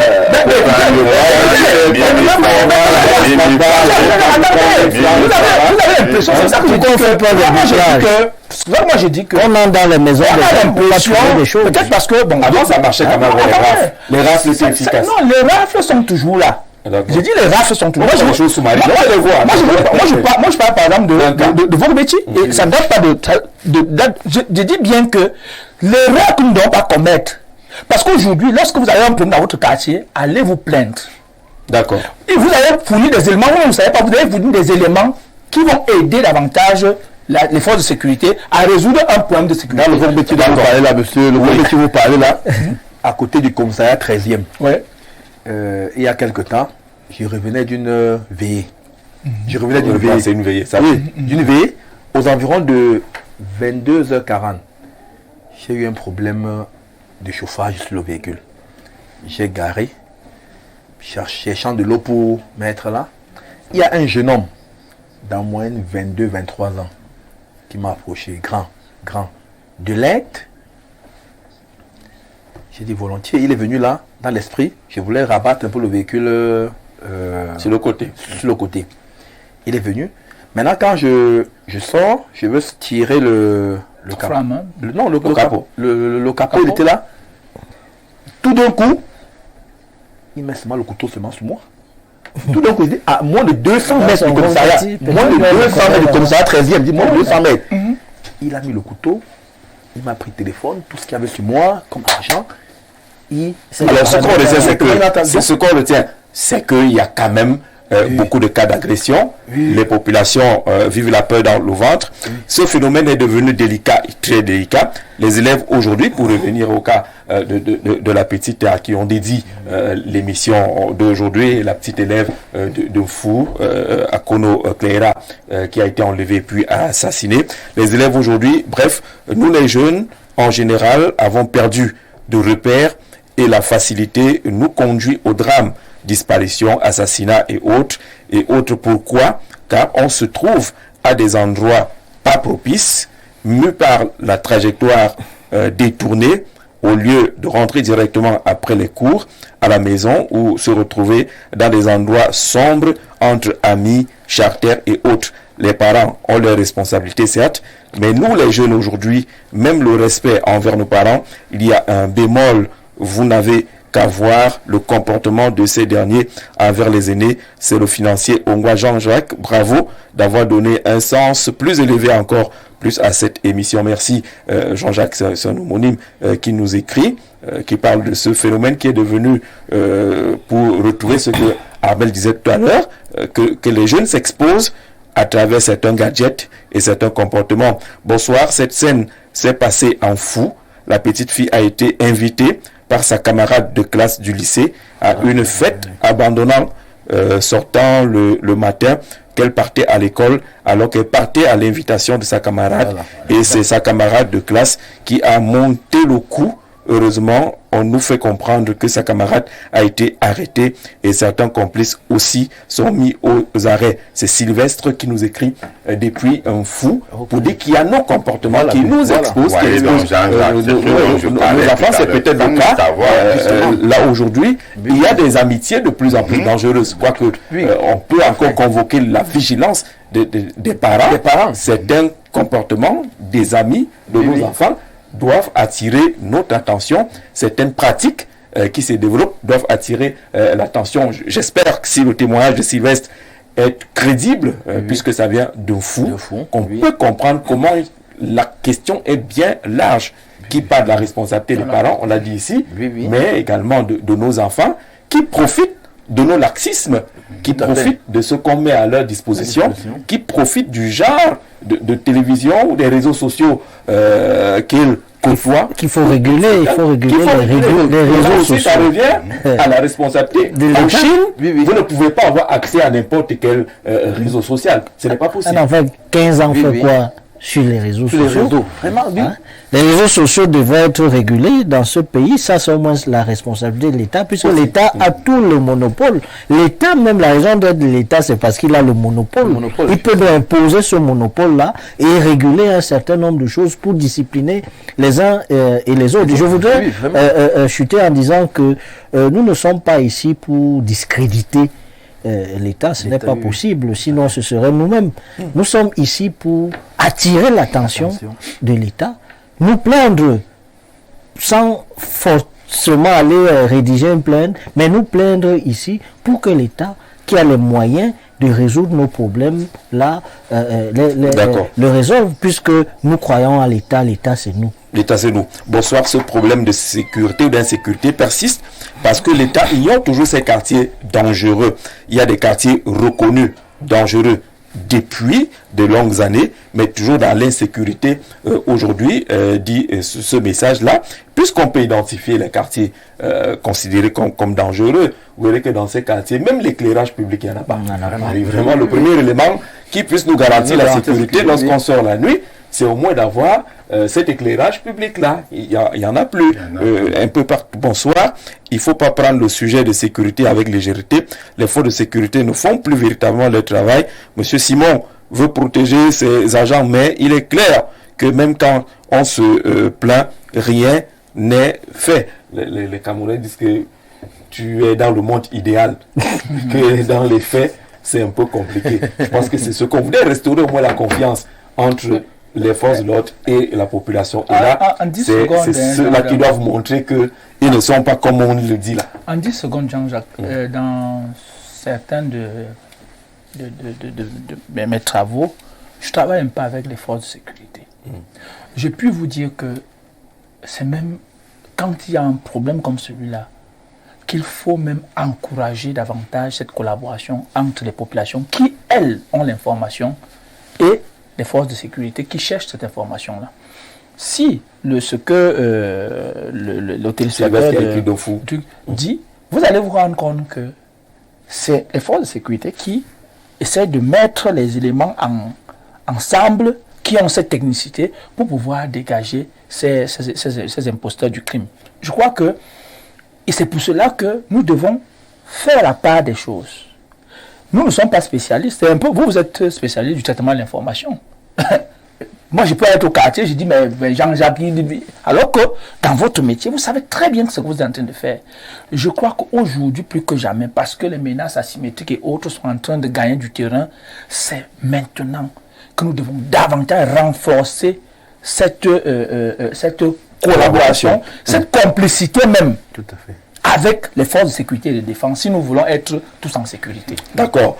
Chacun a donc son rôle à jouer. Vous avez compris que même nos réseaux de téléphone qui dérangent sont un problème. Parce que quand vous l'appelez, vous ne pouvez pas appeler. Le réseau est perturbé. C'est un problème de sécurité. Lorsqu'il n'y a pas l'éclairage partout et que le délestage devient traditionnel, c'est dans ces délestages-là que les uns et les autres profitent pour poser des actes. Lorsque vous avez des poubelles qui ne sont pas enlevées, derrière chaque poubelle se cache un malfrat. Si on veut comprendre la chaîne de sécurité, c'est que même là derrière, il y a, lorsque vous laissez les bas se multiplier, se créer, ne pas respecter les heures d'ouverture ou de fermeture, vous construisez le décor de l'insécurité. L'État, certes, mais vous voyez que la chaîne, elle est longue, chacun a un niveau de responsabilité là-dedans. Et si tout le monde essaye de faire bien son travail, vous verrez qu'on réussira à neutraliser justement cette chaîne d'insécurité. On prend une respiration et puis on aborde la question centrale. Or, elle arrive en retard, compte tenu justement du développement des églises, parfois non contrôlées dans notre pays, président. L'État qui régule la vie en société prend souvent son temps pour prendre des décisions. C'est pour dire que une décision qui vient de l'État ne peut pas être sans objet. On peut peut-être constater qu'elle arrive un peu en retard. peut-être parce qu'il fallait s'entourer de tous les éléments pour la prise de décision, puisque c'est un processus en ce qui concerne les associations. Vous savez qu'il y a une actualité qui bat son plein actuellement avec le REDAC et tous ces échanges épistolaires avec l'autorité de l'État incarnée par le préfet du Vaury, au lendemain donc de la fermeture de leur siège, parce que l'État a eu des informations sur un certain financement qui semble douteux. Donc, de ce point de vue, la perspective dans laquelle le ministre de l'administration territoriale s'inscrit vise justement à voir clair, lui-même l'a indiqué, et il ne faut pas perdre de vue, quand on pousse plus loin la réflexion, que nous sommes à la veille des échéances, c'est-à-dire du grand soir, du grand soir qui est le bilan de 7 ans. Il y aura donc les élections, et comme nous savons que les organisations non gouvernementales qui reçoivent des financements, parfois des personnes qui ne sont pas toujours nos amis, peuvent donc instrumentaliser un certain nombre de choses pour créer le désordre et le chaos. L'État doit donc prévenir cela, anticiper et encadrer ce secteur-là. Donc nous pensons que la perspective du ministre de l'administration territoriale s'inscrit dans le bon ordre des choses, et il est important que ces gens soient clairs, qu'ils présentent clairement comment les choses se passent, et qu'on nettoie un peu cet environnement-là, qu'on n'ait pas des gens qui vont à chaque fois nous parler des LGBT, des droits de pareilles curiosités, nous parler d'autres choses qui sont en adéquation et en antipode avec nos habitus, avec notre loi, avec notre constitution. Donc, pour ce qui est des associations douteuses au financement bizarre, le MINAT est effectivement dans son rôle, donc nous postulons pour cela. Maintenant, pour les églises, vous savez que les églises également sont des associations, mais des associations religieuses. En sciences politiques, on parle des appareils idéologiques de l'État. Bon, maintenant, lorsqu'il faut les fermer, peut-être également certaines églises travaillent en intelligence avec des choses qui viennent de loin pour s'aimer le trouble dans notre pays. Mais nous pensons qu'avec les affaires des églises, c'est un peu plus délicat. C'est un peu plus délicat parce que le processus même de légalisation des églises, c'est au niveau de la présidence de la République. C'est le chef de l'État qui autorise le fonctionnement de ces églises. La plupart des églises fonctionnent sous le prisme de la tolérance administrative. On a même des hauts fonctionnaires de notre pays qui ont des églises qui sont dans la même situation de tolérance administrative. Comment l'affaire va se passer? Nous pensons que c'est un peu délicat parce que l'église est un lieu où on se réunit, on prie, et ces églises-là prient longuement pour le Cameroun, apaise les tensions. Le président est convaincu que ces églises prient pour le Cameroun, apaise les tensions, parce que lorsque vous allez à l'église, on vous dit de ne pas voler, de ne pas tuer, de ne pas détourner. C'est le classique, de respecter les institutions, on prie pour le chef de l'État, pour ses ministres et autres. C'est pourquoi j'ai dit que du point de vue de lui, Althusser, ce sont des appareils idéologiques, parce que là, on enseigne l'amour, la tolérance, la soumission pour l'islam, et donc on devrait être prudent. On devrait être prudent sur cette question-là. Bon, maintenant, il y a aussi une actualité où il y a des des églises où c'est des aventuriers. Ça, c'est évident. Il y a des gens... C'est du business. C'est là on demande aux gens de jeûner pendant 40 jours, de ne pas faire telle chose et autres. Il faudrait justement réguler ce secteur-là, mais davantage tous les secteurs de la vie nationale, parce que il y a une nécessité dans ce sens-là. Franklin, sur la question des églises, est-ce que vous pensez que c'est opportun qu'on en parle aujourd'hui? Pas un pas sans une église désormais dans nos villes et villages. C'est opportun maintenant, le contexte permet-il qu'on aborde la question? Jean-Jacques, le MINAT a même engagé cette mesure, elle arrive tardivement. Parce qu'en réalité, on ne passe plus 100 mètres sans voir une église. C'est bien, non? S'il y a tant d'églises qui prient pour le Cameroun, le président l'a dit, qui prient pour la paix, qui prient pour l'apaisement. Oui, même s'il faut prier pour l'apaisement, tout, il faut que tout se passe dans les normes, dans la règle. Ces églises-là, c'est vrai, elles prient pour la paix, mais il y a de nombreux imposteurs dans ces églises. Commençons d'abord par sur ce volet. J'ai eu un frère à moi, très proche, qui, chez lui à la maison, il est avec son épouse. Un matin, son épouse décide de se retrouver dans une église. Le pasteur lui dit, son époux qui est mon frère, il n'est plus quelqu'un de normal, il est dans des choses qui ne tiennent pas. Donc il ne faut plus faire l'amour avec lui. Il ne faut plus faire l'amour avec lui. Donc, tout, il a des choses qu'il fait. Un soir, ce monsieur, aux environs de 21h30, 22h, il a acheté le remède des souris, parce qu'il y a les souris à la maison, il y a le remède des souris, il est en train de mettre les remèdes de souris. L'épouse lui dit, voilà ce que le pasteur m'a dit, qu'il utilise des gris-gris, il utilise des gris-gris, c'est avec ça qu'il a cette force, avec ça qu'il... Il dit que voici le remède des souris. Le mariage qui se gâte. Voilà, le mariage se gâte à cause d'un pasteur. À cause d'un pasteur. On parle bien des églises illégales. Oui, non.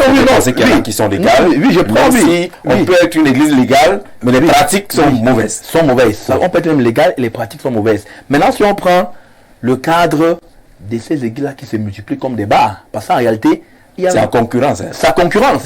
Oui, église du 7e jour, église jeudi revient bientôt, église vient demain tu es guéri.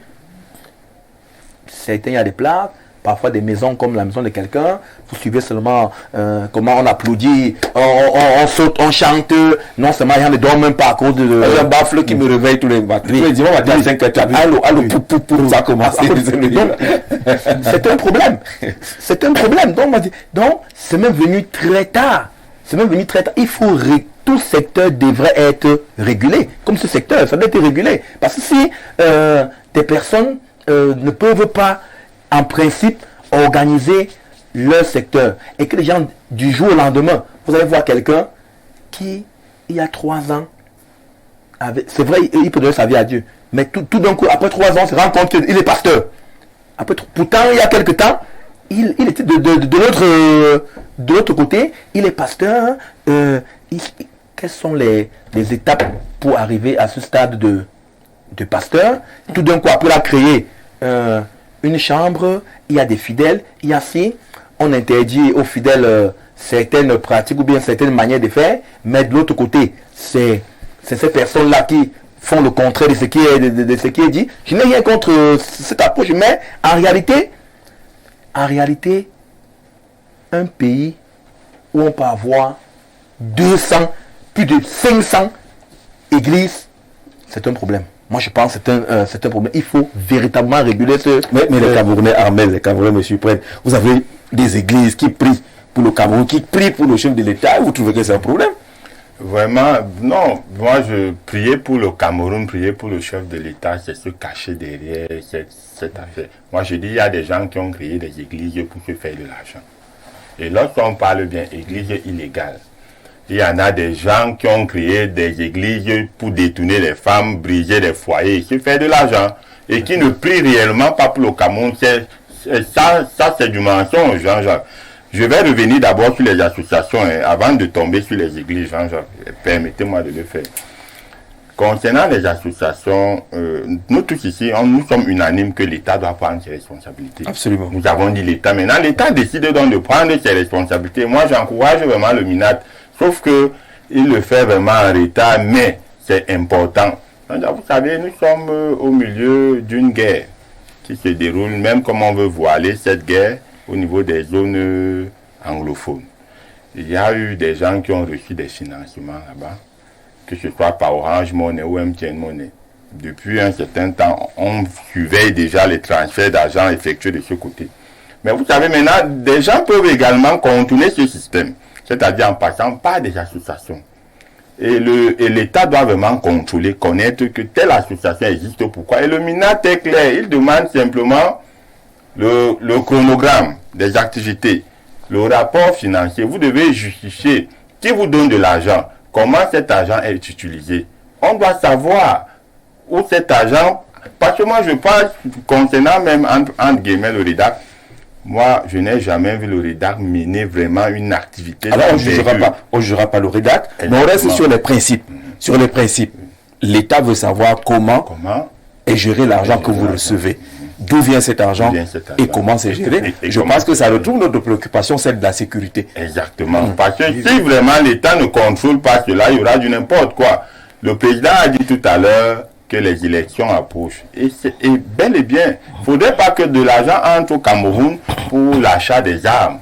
De l'argent entre au Cameroun pour déstabiliser le Cameroun. Donc on doit savoir. Et je pense que le MINAT, l'État est dans son rôle. Puisque nous tous ici, quand il faut accueillir, on dit que l'État ne fait pas. Ici, là, l'État est dans son rôle et l'État fait son travail.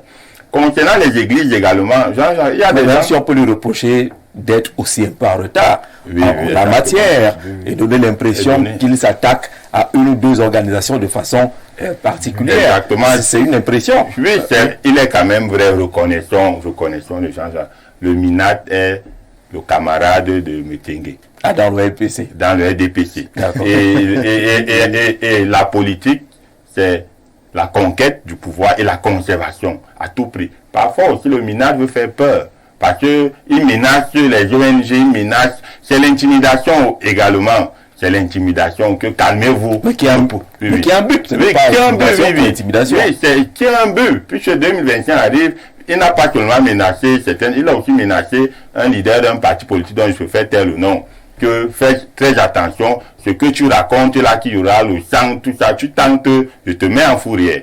Donc c'est de l'intimidation. Mais au-delà de cette intimidation, Jean-Jacques, il est nécessaire de réguler le secteur des associations au Cameroun.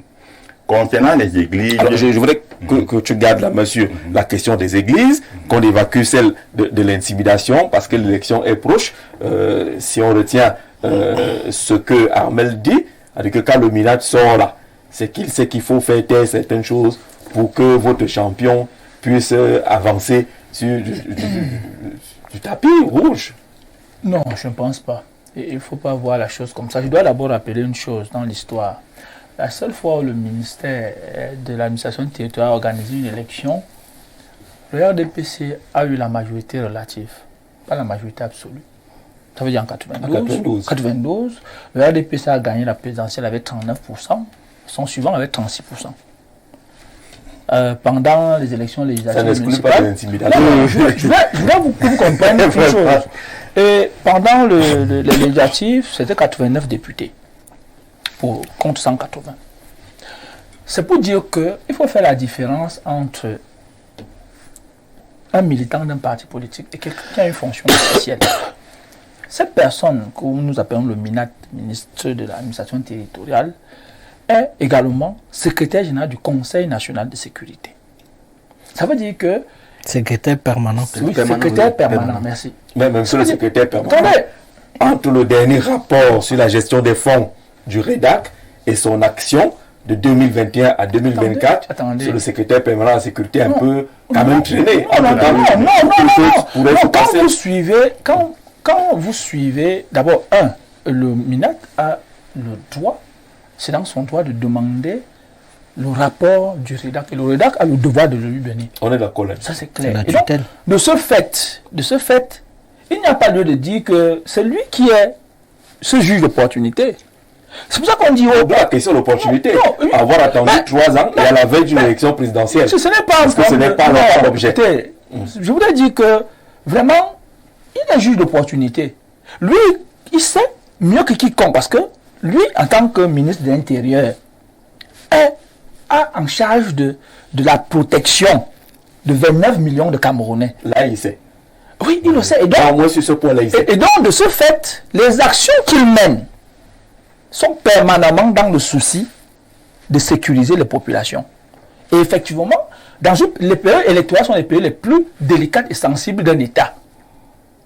C'est clair et net. Vous avez vu ce qui s'est passé aux États-Unis en 2020, non? Hein? Oui, il y a eu 9 morts au Capitole. Ça veut dire que ce n'est pas une blague. Ça veut dire qu'il y a des éléments, ça veut dire qu'il y a des aspects qu'il néglige, non? Non. Signifier qu'il y a des aspects qu'il néglige. On peut nous agresser. Non. Je vous dis, il y a pas que Yaoundé et voilà. Si vous arrivez à Bertrand, c'est grave. En termes d'agression. On peut négliger ça? Non. C'est pour ça que je dis que... Le Conseil permanent à la sécurité n'a pas vu cet aspect-là. Non. Quand le MINAT pose des actes comme ceux qu'il pose là, il demande quoi? Il demande de lui apporter les éléments qui permettent de continuer son travail. Lorsque vous ne les apportez pas, et vous faites des effets de manche, oh, je ne viendrai pas aujourd'hui, je ne viendrai pas à tel jour, ce n'est pas de ça dont il s'agit. Ce n'est pas la brise des scellés, ce n'est pas ceci. Donc, on demande qu'apporter, on vous a accusé d'un certain nombre d'éléments qui, à mon sens, sont des éléments assez graves. Mais alors, apportez les preuves du contraire. Point. Il n'y a pas lieu de dire, oh non, aujourd'hui, on ne va pas amener tel jour aussi, ça sont des effets de manche. Vous savez, quand un avocat veut montrer qu'il va trouver quelque chose, il fait des effets de manche comme ça, comme pour dire que je vais vous dire quelque chose qui va vraiment, alors qu'il n'y a rien. Donc, on attend. Et le peuple camerounais est en droit davantage de mettre la pression sur le ministre pour que ces associations donnent ce que l'État a en droit d'attendre. C'est de ça dont il est question. Et chaque État a le droit de se défendre. De se défendre s'il se rend compte. La question qu'on pose sur l'opportunité de cette démarche. Pourquoi maintenant et pas en 2021? Jean-Jacques, on pourrait aussi vous poser la question de savoir pourquoi aujourd'hui seulement vous avez mis ce sujet en débat. Parce qu'il est d'actualité. Très bien, ça veut dire que vous voyez donc que dans votre travail, il y a ce qu'on appelle le prétexte. Oui. Vous trouvez que pour mettre un sujet en débat... Il n'y a aucun prétexte. Non. Sous la main, le rapport de la NIF. Son travail n'est pas le vôtre. Vous pouvez trouver que dans son créneau, lui il sait que voilà à quel niveau je peux agir. Il n'y a pas que la NIF. Le renseignement et d'autres éléments.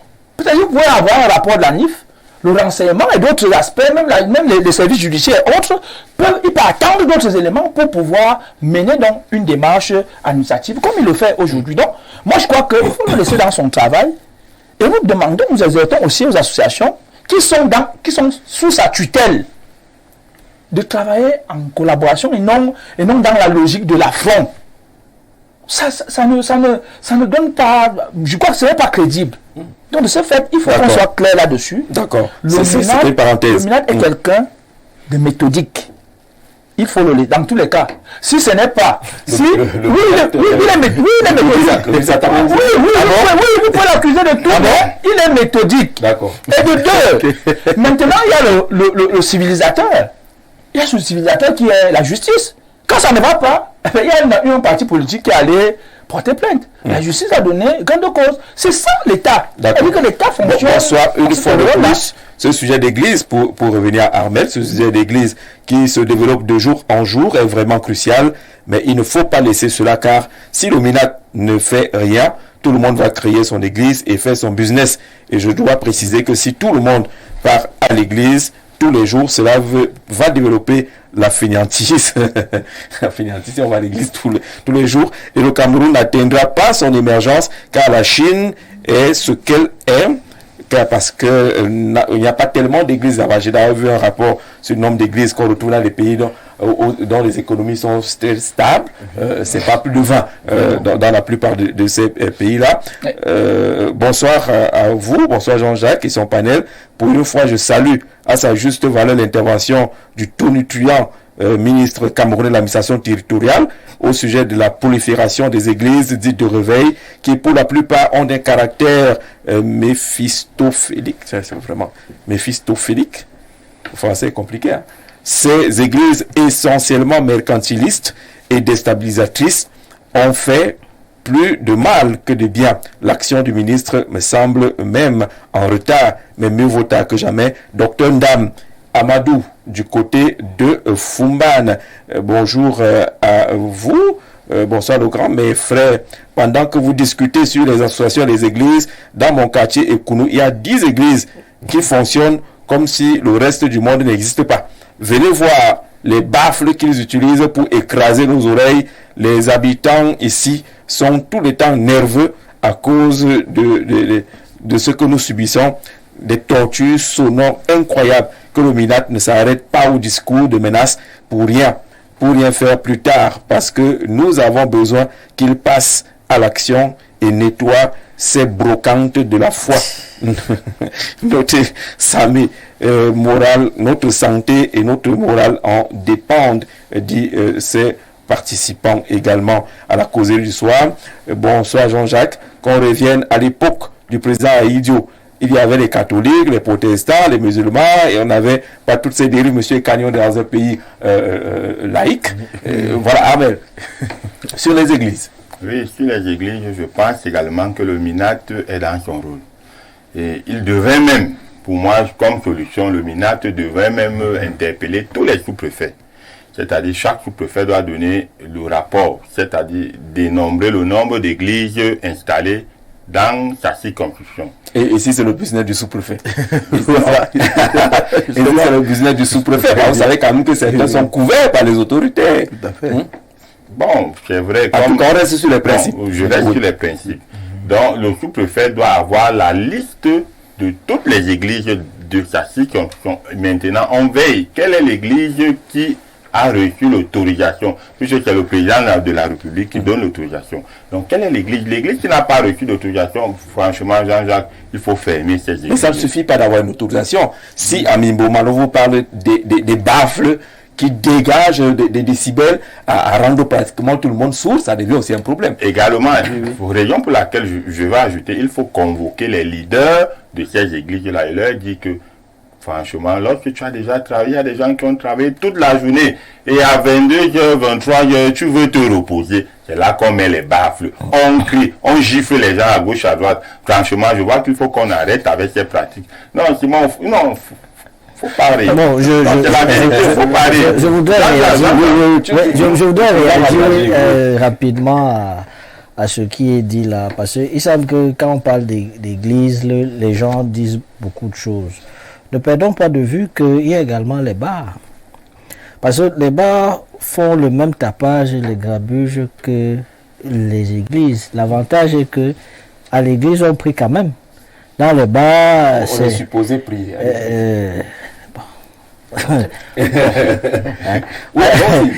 À l'église, nous sommes supposés prier pour prendre le propos que me suggère vivement M. Zé. Mais dans les bars, on est supposé faire quoi? On va pour boire. Pour boire. Oui, pour s'amuser. Pour s'amuser. Alors, et les gens qui disent que on prie trop et ça va rendre les gens fainéants, vous pensez qu'un pays qui doit se développer, les gens doivent consommer allègrement comme on consomme là, on s'amuse comme on s'amuse là et autres. On s'amuse après une journée de travail. Mais quel travail, combien de personnes travaillent réellement dans ce pays? Quand on se regarde les yeux dans les yeux, on se comprend. Ils vont boire avec quoi? Hein? Ils prennent l'argent. Avec l'argent de la corruption,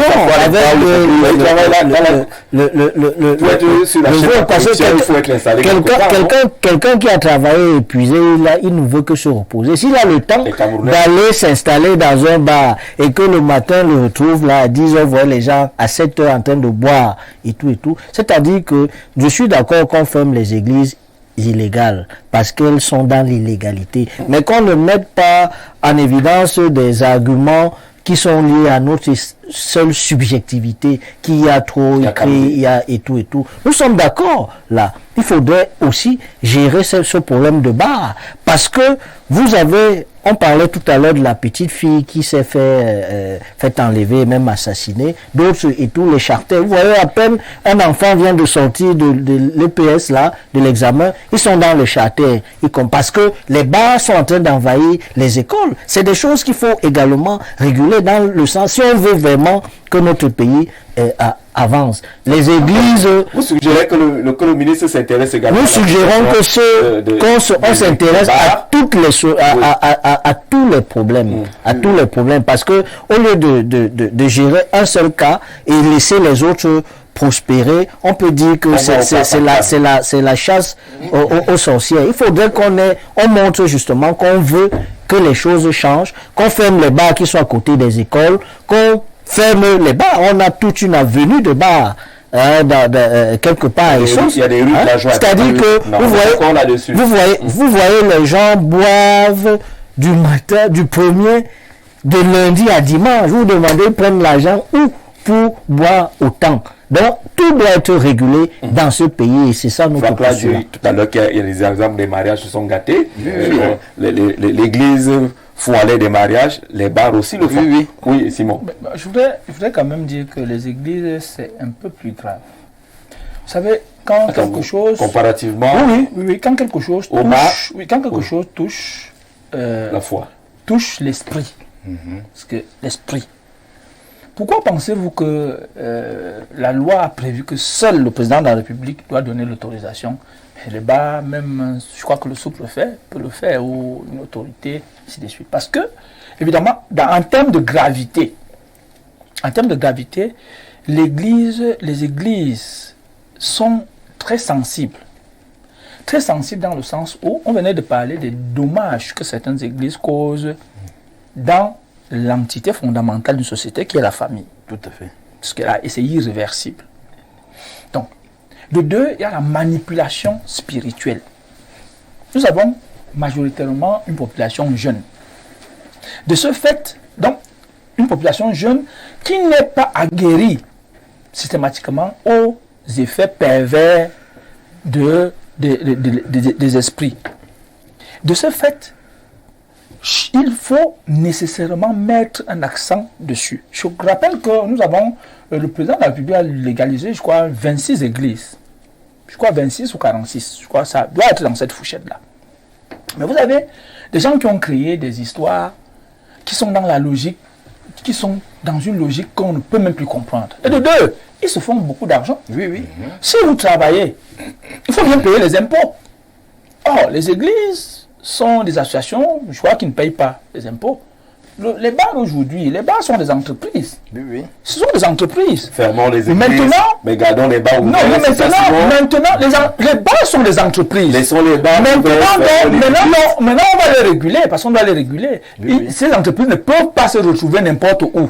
Ces entreprises doivent se retrouver en dehors, très loin des lieux d'éducation et des lieux sanitaires. C'est de ça dont il est question. Mais les bars sont des entreprises qui payent des impôts. Qui font beaucoup de dégâts.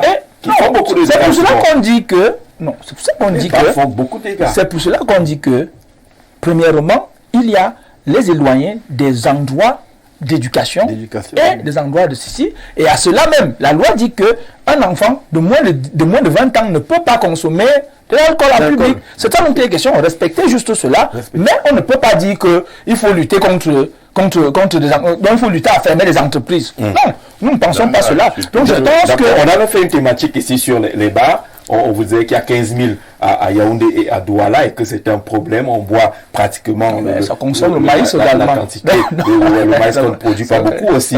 Justement, il faut en produire puisque la demande est forte.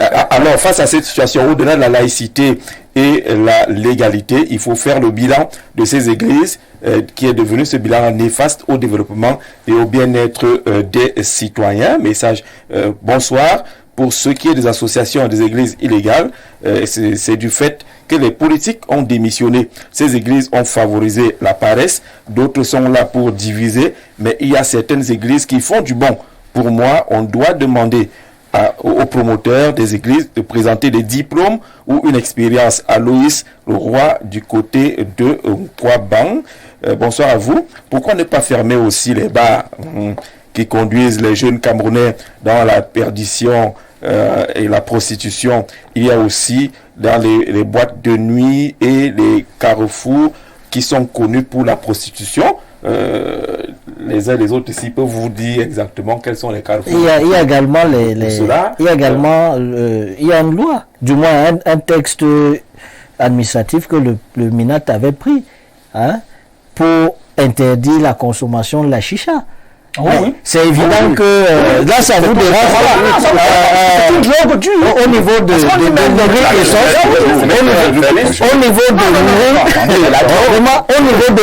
et sauce. On consomme cela allègrement. C'est la cheminée. Allez vous passer là maintenant. Les gens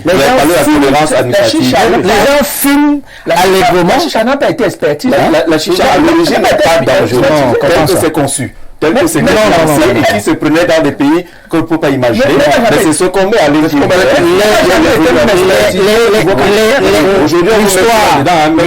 L'histoire nous renseigne, monsieur Zé, l'histoire nous renseigne que la chicha était consommée par les assassins à l'époque, dans la période médiévale, pour aller poser leur sale besogne. C'est-à-dire que ça leur permettait... On devrait s'y combattre tout cela. Ce que je m'aimerais pour sortir de l'émission, lorsqu'on parle de ces églises dites illégales et des ravages, tout le monde prend le gourdin pour taper sur ces églises. Entre-temps, celles qui sont considérées comme les mères des églises semblent se rincer les mains et dire que le problème c'est ailleurs. Est-ce que ces églises n'ont pas aussi des ravages? L'église catholique et les autres. Est-ce qu'on ne compte pas aussi des ravages dangereux dans ces églises? Oui, effectivement, les églises traditionnelles, conventionnelles, sont aussi responsables de cette prolifération. Parce que quand les chrétiens ne sont plus non plus confiance au sacro-saint principe de ces églises-là, il y a un problème. C'est pour cela qu'aujourd'hui, parce qu'on a très bien vu que les églises, certaines églises traditionnelles, notamment même l'église catholique, sont restées dans les logiques, coloniales. Les logiques coloniales aujourd'hui. Il n'y a pas eu une adaptation de ces églises avec les coutumes des pays comme les nôtres. On est tout resté dans la... Moi, j'ai été dans un deuil dernièrement, vous comprenez très bien, dans un deuil dernièrement, où, évidemment, parce qu'il y a le côté traditionnel, où un prêtre a cru que lui, il était déjà devenu, qu'il était plus important que les traditions. Au point où il a demandé qu'on arrête les trucs traditionnels parce que lui doit... Ils le font régulièrement. Et justement... Il dit, je viens à 11h, si vous faites encore vos choses, à vous arrêter ou bien je repars. Et justement, ça devient très frustrant. Et donc, ça permet que le premier manipulateur qui arrive emballe les gens. Je crois que en même temps, il faut revisiter un certain nombre de pratiques dans ces églises dites traditionnelles aujourd'hui. C'est Franklin qui parlait tout à l'heure des nouvelles églises, là où on détourne les femmes, où on fait ci ou ça. Vous pensez que dans les églises dites conventionnelles et autres, on ne le fait pas aussi? Vous ne connaissez pas des cas où des prêtres et autres ont détourné également des femmes, où les Samba Bidinga sont des organisations un peu plus compliquées, aussi que ça était une pratique qui cachait beaucoup de mauvaises choses? Oui, c'est vrai, même dans les églises conventionnelles, ça se fait, mais... Comme ces églises conventionnelles, le spectre est un peu plus large, est-ce que on va suivre que le prêtre a fait ceci, parfois on dit le prêtre pédophilie, des pratiques déviantes pour ces églises-là. Mais ce qu'on retient, c'est que ces églises dites conventionnelles ont l'autorisation ou l'agrément de... Mais ça ne suffit pas. Oui. Les bars là ont l'autorisation. Oui. Les bars ont des autorisations. Non, mais le problème, c'est que ces églises se multiplient comme des bouts de pain.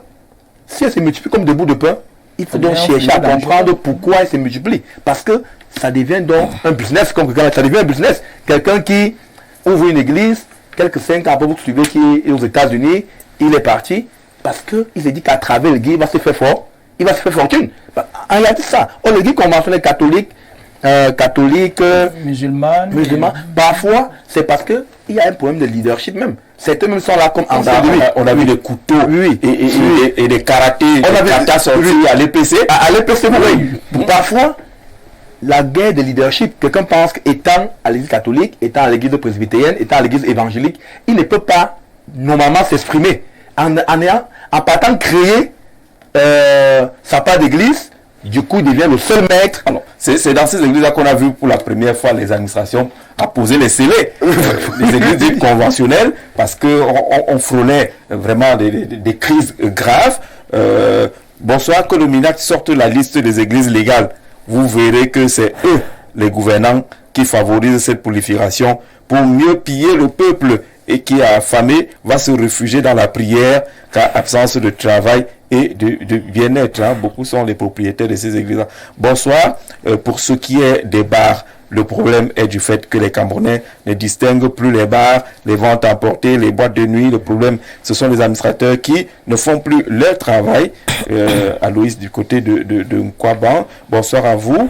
Le panel, le monsieur en veste bleue ne vit pas dans ce pays. C'est certain. Combien de diplômés n'ont pas de travail dans ce pays à la veste bleue? Non, il est également en veste bleue.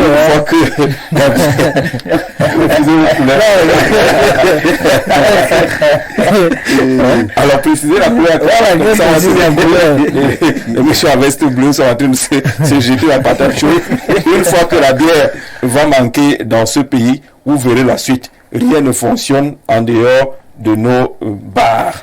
Et puis, bonsoir, la vie est spirituelle. Sans une véritable spiritualité, la sorcellerie va prospérer. Donc l'église a sa place. Quand on meurt, on appelle le pasteur pour prier. Pourquoi? C'est Marcel qui nous pose la question. Sur les églises qu'on semble épargner, est-ce qu'elles aussi ne sont pas concernées par des ravages? Jean-Jacques, ces églises sont concernées par des ravages. Et je vais même dire, c'est grave là-bas. Mais c'est parce que, comme le collègue a dit tout à l'heure, c'est l'État qui est au-dessus de ces églises-là. Vous allez voir les dimanches, vous allez voir les ministres rassemblés dans ces églises-là et facilement on a donné l'onction à ces églises. Mais du coup, beaucoup ne croient plus à ces églises. Quand vous parlez de ces gens bien costumés qui vont à l'église, dont les noms sont cités dans des affaires bizarres, pas seulement des détournements, mais également des pratiques de pédophilie. Je suis le premier qui ne croit même plus à cette église-là, Jean-Jacques. Je vais vous rappeler, lorsque je faisais la classe de terminale... Quand j'ai vu votre photo de profil, ça parle de Jésus. Bien sûr. Il croit à Jésus, mais il croit plus à l'église. Non, je ne crois pas à une église. Pour voir un peu. Exactement. Donc, exactement. Mais je crois à Jésus. Vous trouvez votre Jésus où? Non. Lorsque je faisais la classe de terminale, mon surveillant général, il s'appelle, c'était un abbé, je peux faire tel ou non. J'ai été étonné, surpris et curieux même que lorsque j'achève le baccalauréat, il était en boîte de nuit avec mes camarades de classe. Je dis en boîte de nuit, il était le premier. C'était un collège qui avait un régime interne-externe.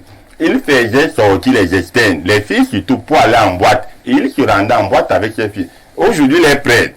Lorsqu'on se croit souvent, je vois les gens dire, monsieur l'abbé, mon père. Quand on se croit, je dis, gars, c'est comment? Parce que franchement, son comportement ne m'a vraiment pas plu. Mais il a changé en tout temps. Non, mais il n'a pas changé en tout temps. Il n'a pas changé en tout temps comment?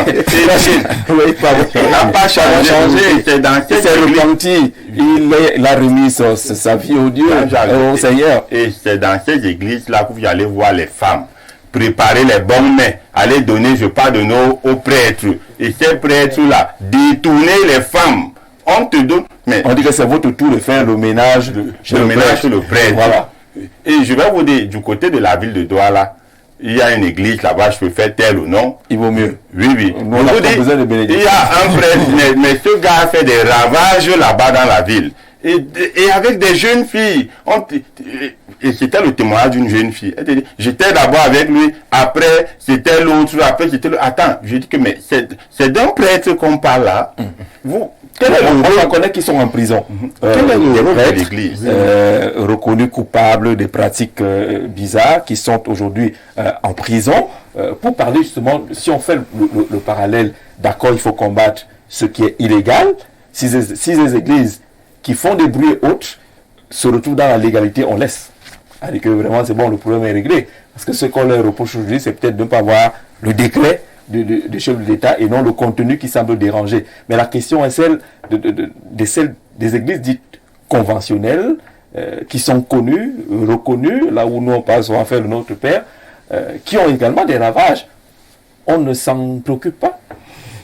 C'est pour dire, et vous me confortez dans ce que j'ai dit de manière constante ici, c'est que il faut réguler tous les secteurs.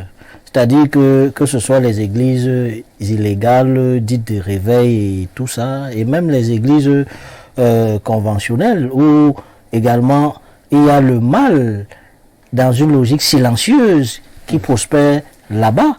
Parce que il y a des pratiques, vous-même vous avez annoncé les couleurs ici, qui ont cours. Nous pensons qu'il faut réguler tout ce secteur. Et M.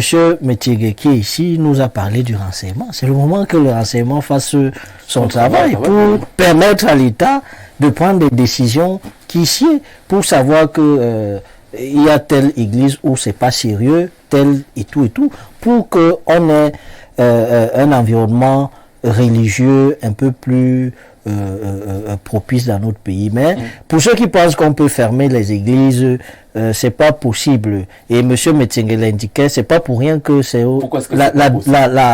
la décision d'ouverture d'une église revient au chef de l'État. Vous savez pourquoi c'est pas possible? Parce que l'église a toujours été avec le pouvoir. Et le pouvoir est sorti de l'église. Ça, c'est dans la trajectoire de l'histoire des idées politiques. C'est-à-dire que le pouvoir a besoin de l'église. Je vous ai dit que l'église on est d'accord fait partie... l'église, ça veut dire que l'église fait partie des appareils idéologiques de l'État. Il le sait certainement. Il sait quand il parle, quand le ministre de l'administration territoriale parle, il connaît ses clients. Il connaît les clients du Moulinex. Oui, ses clients et ceux qui sont... Là, on va pas parler que M. Atarandi vient parler juste parce qu'il vise... ceux qui connaissent leur avenir funeste dans le Moulinex savent qu'ils s'adressent à eux. Il ne va jamais aller fermer l'église catholique. Il n'ira jamais fermer les mosquées. Il n'ira jamais fermer les prêtres qui sont en prison, qui sont en prison, les prêtres reconnus coupables d'actes de déviance et autres qui sont en prison. Tout à fait, et nous voulons que même les pasteurs qui ne sont pas sérieux également se retrouvent en prison. Il y a des pasteurs là, vous voyez, ils se baladent avec gendarmes, Prado et tout. Il y a 2 ans, il était comme nous. Maintenant, il est là, vous ne comprenez pas. C'est-à-dire que même la NIF devrait aller là-bas, savoir comment les gars ont fait pour se développer vite comme ça. Est-ce que Atarandi, qui aime parler des abeilles, des guêpes et autres, n'est pas allé secouer lui-même une ruche? Parlant des églises, quand on voit le nombre de personnes qu'il y a dans ces églises-là, est-ce qu'il va résister aux abeilles? Non, la vérité, c'est qu'il faut vous méfier du pouvoir de l'État. Rien ne peut dépasser l'État. Il n'y a pas d'abeilles que... Et aussi en sachet des États. Non, écoutez, parlons d'abord des églises. Les autoroutes. Rien ne peut dépasser l'État. Quand le MINAT a dit que ceux qui sont dans l'illégalité doivent fermer parce qu'ils sont dangereux pour l'État, ils manipulent les esprits, ils détournent les enfants et autres, ils doivent fermer. Les églises traditionnelles ont démontré qu'ils avaient la capacité de former intégralement l'homme. Parce que c'est son rôle. Non, c'est son rôle. Détourner aussi. Il y a des brebis. Là-bas, c'est les brebis galeuses. Oui, les brebis galeuses, ça c'est vrai. Vous allez vous rendre compte que les églises comme l'église catholique sont des églises qui ont montré un peu plus leur grand sérieux dans la civilisation. C'est vrai. Beaucoup de pratiques déviantes à l'église catholique. On dit que là où Dieu est, le diable cherche aussi à y être. Même dans les églises illégales. Non, les églises illégales, ils ne sont même pas dans la logique de tout. Mais là où Dieu est, le diable aussi cherche à être là. Dans toutes ces grandes églises-là, il y a des déviances. Même dans les églises... L'État doit faire son travail, on va sortir. Il y a la perversion intégriste. vous voyez des terroristes, ainsi de suite, mais ce n'est pas l'islam, mais c'est le côté pervers, le côté déviant qui a arrivé à cela. Donc, et que nous devons réguler. C'est ça que l'État vient donc en régulateur et en mettant de côté ce qui n'est pas bien, permettant aux populations de bénéficier de ce qui est bien, c'est-à-dire former intégralement le citoyen pour que le politique puisse mieux gérer la société avec ses... D'accord, vous avez suivi justement la chaîne des programmes sur Info TV. Hier, dans le cas d'Espace Miné, c'était espace consacré justement aux pasteurs et autres. Pour parler du sujet, on a choisi de ne pas inviter les pasteurs ce soir et écouter les Camerounais ordinaires sur la question de l'illégalité des églises et des associations. On vous dit merci d'être venu, monsieur. À vous, merci d'avoir regardé. On se donne rendez-vous pour cet espace lundi prochain. Mais on sera déjà ensemble dimanche à 11h30 dans le cadre de Libre Expression. Merci de rester fidèle au programme d'Info TV.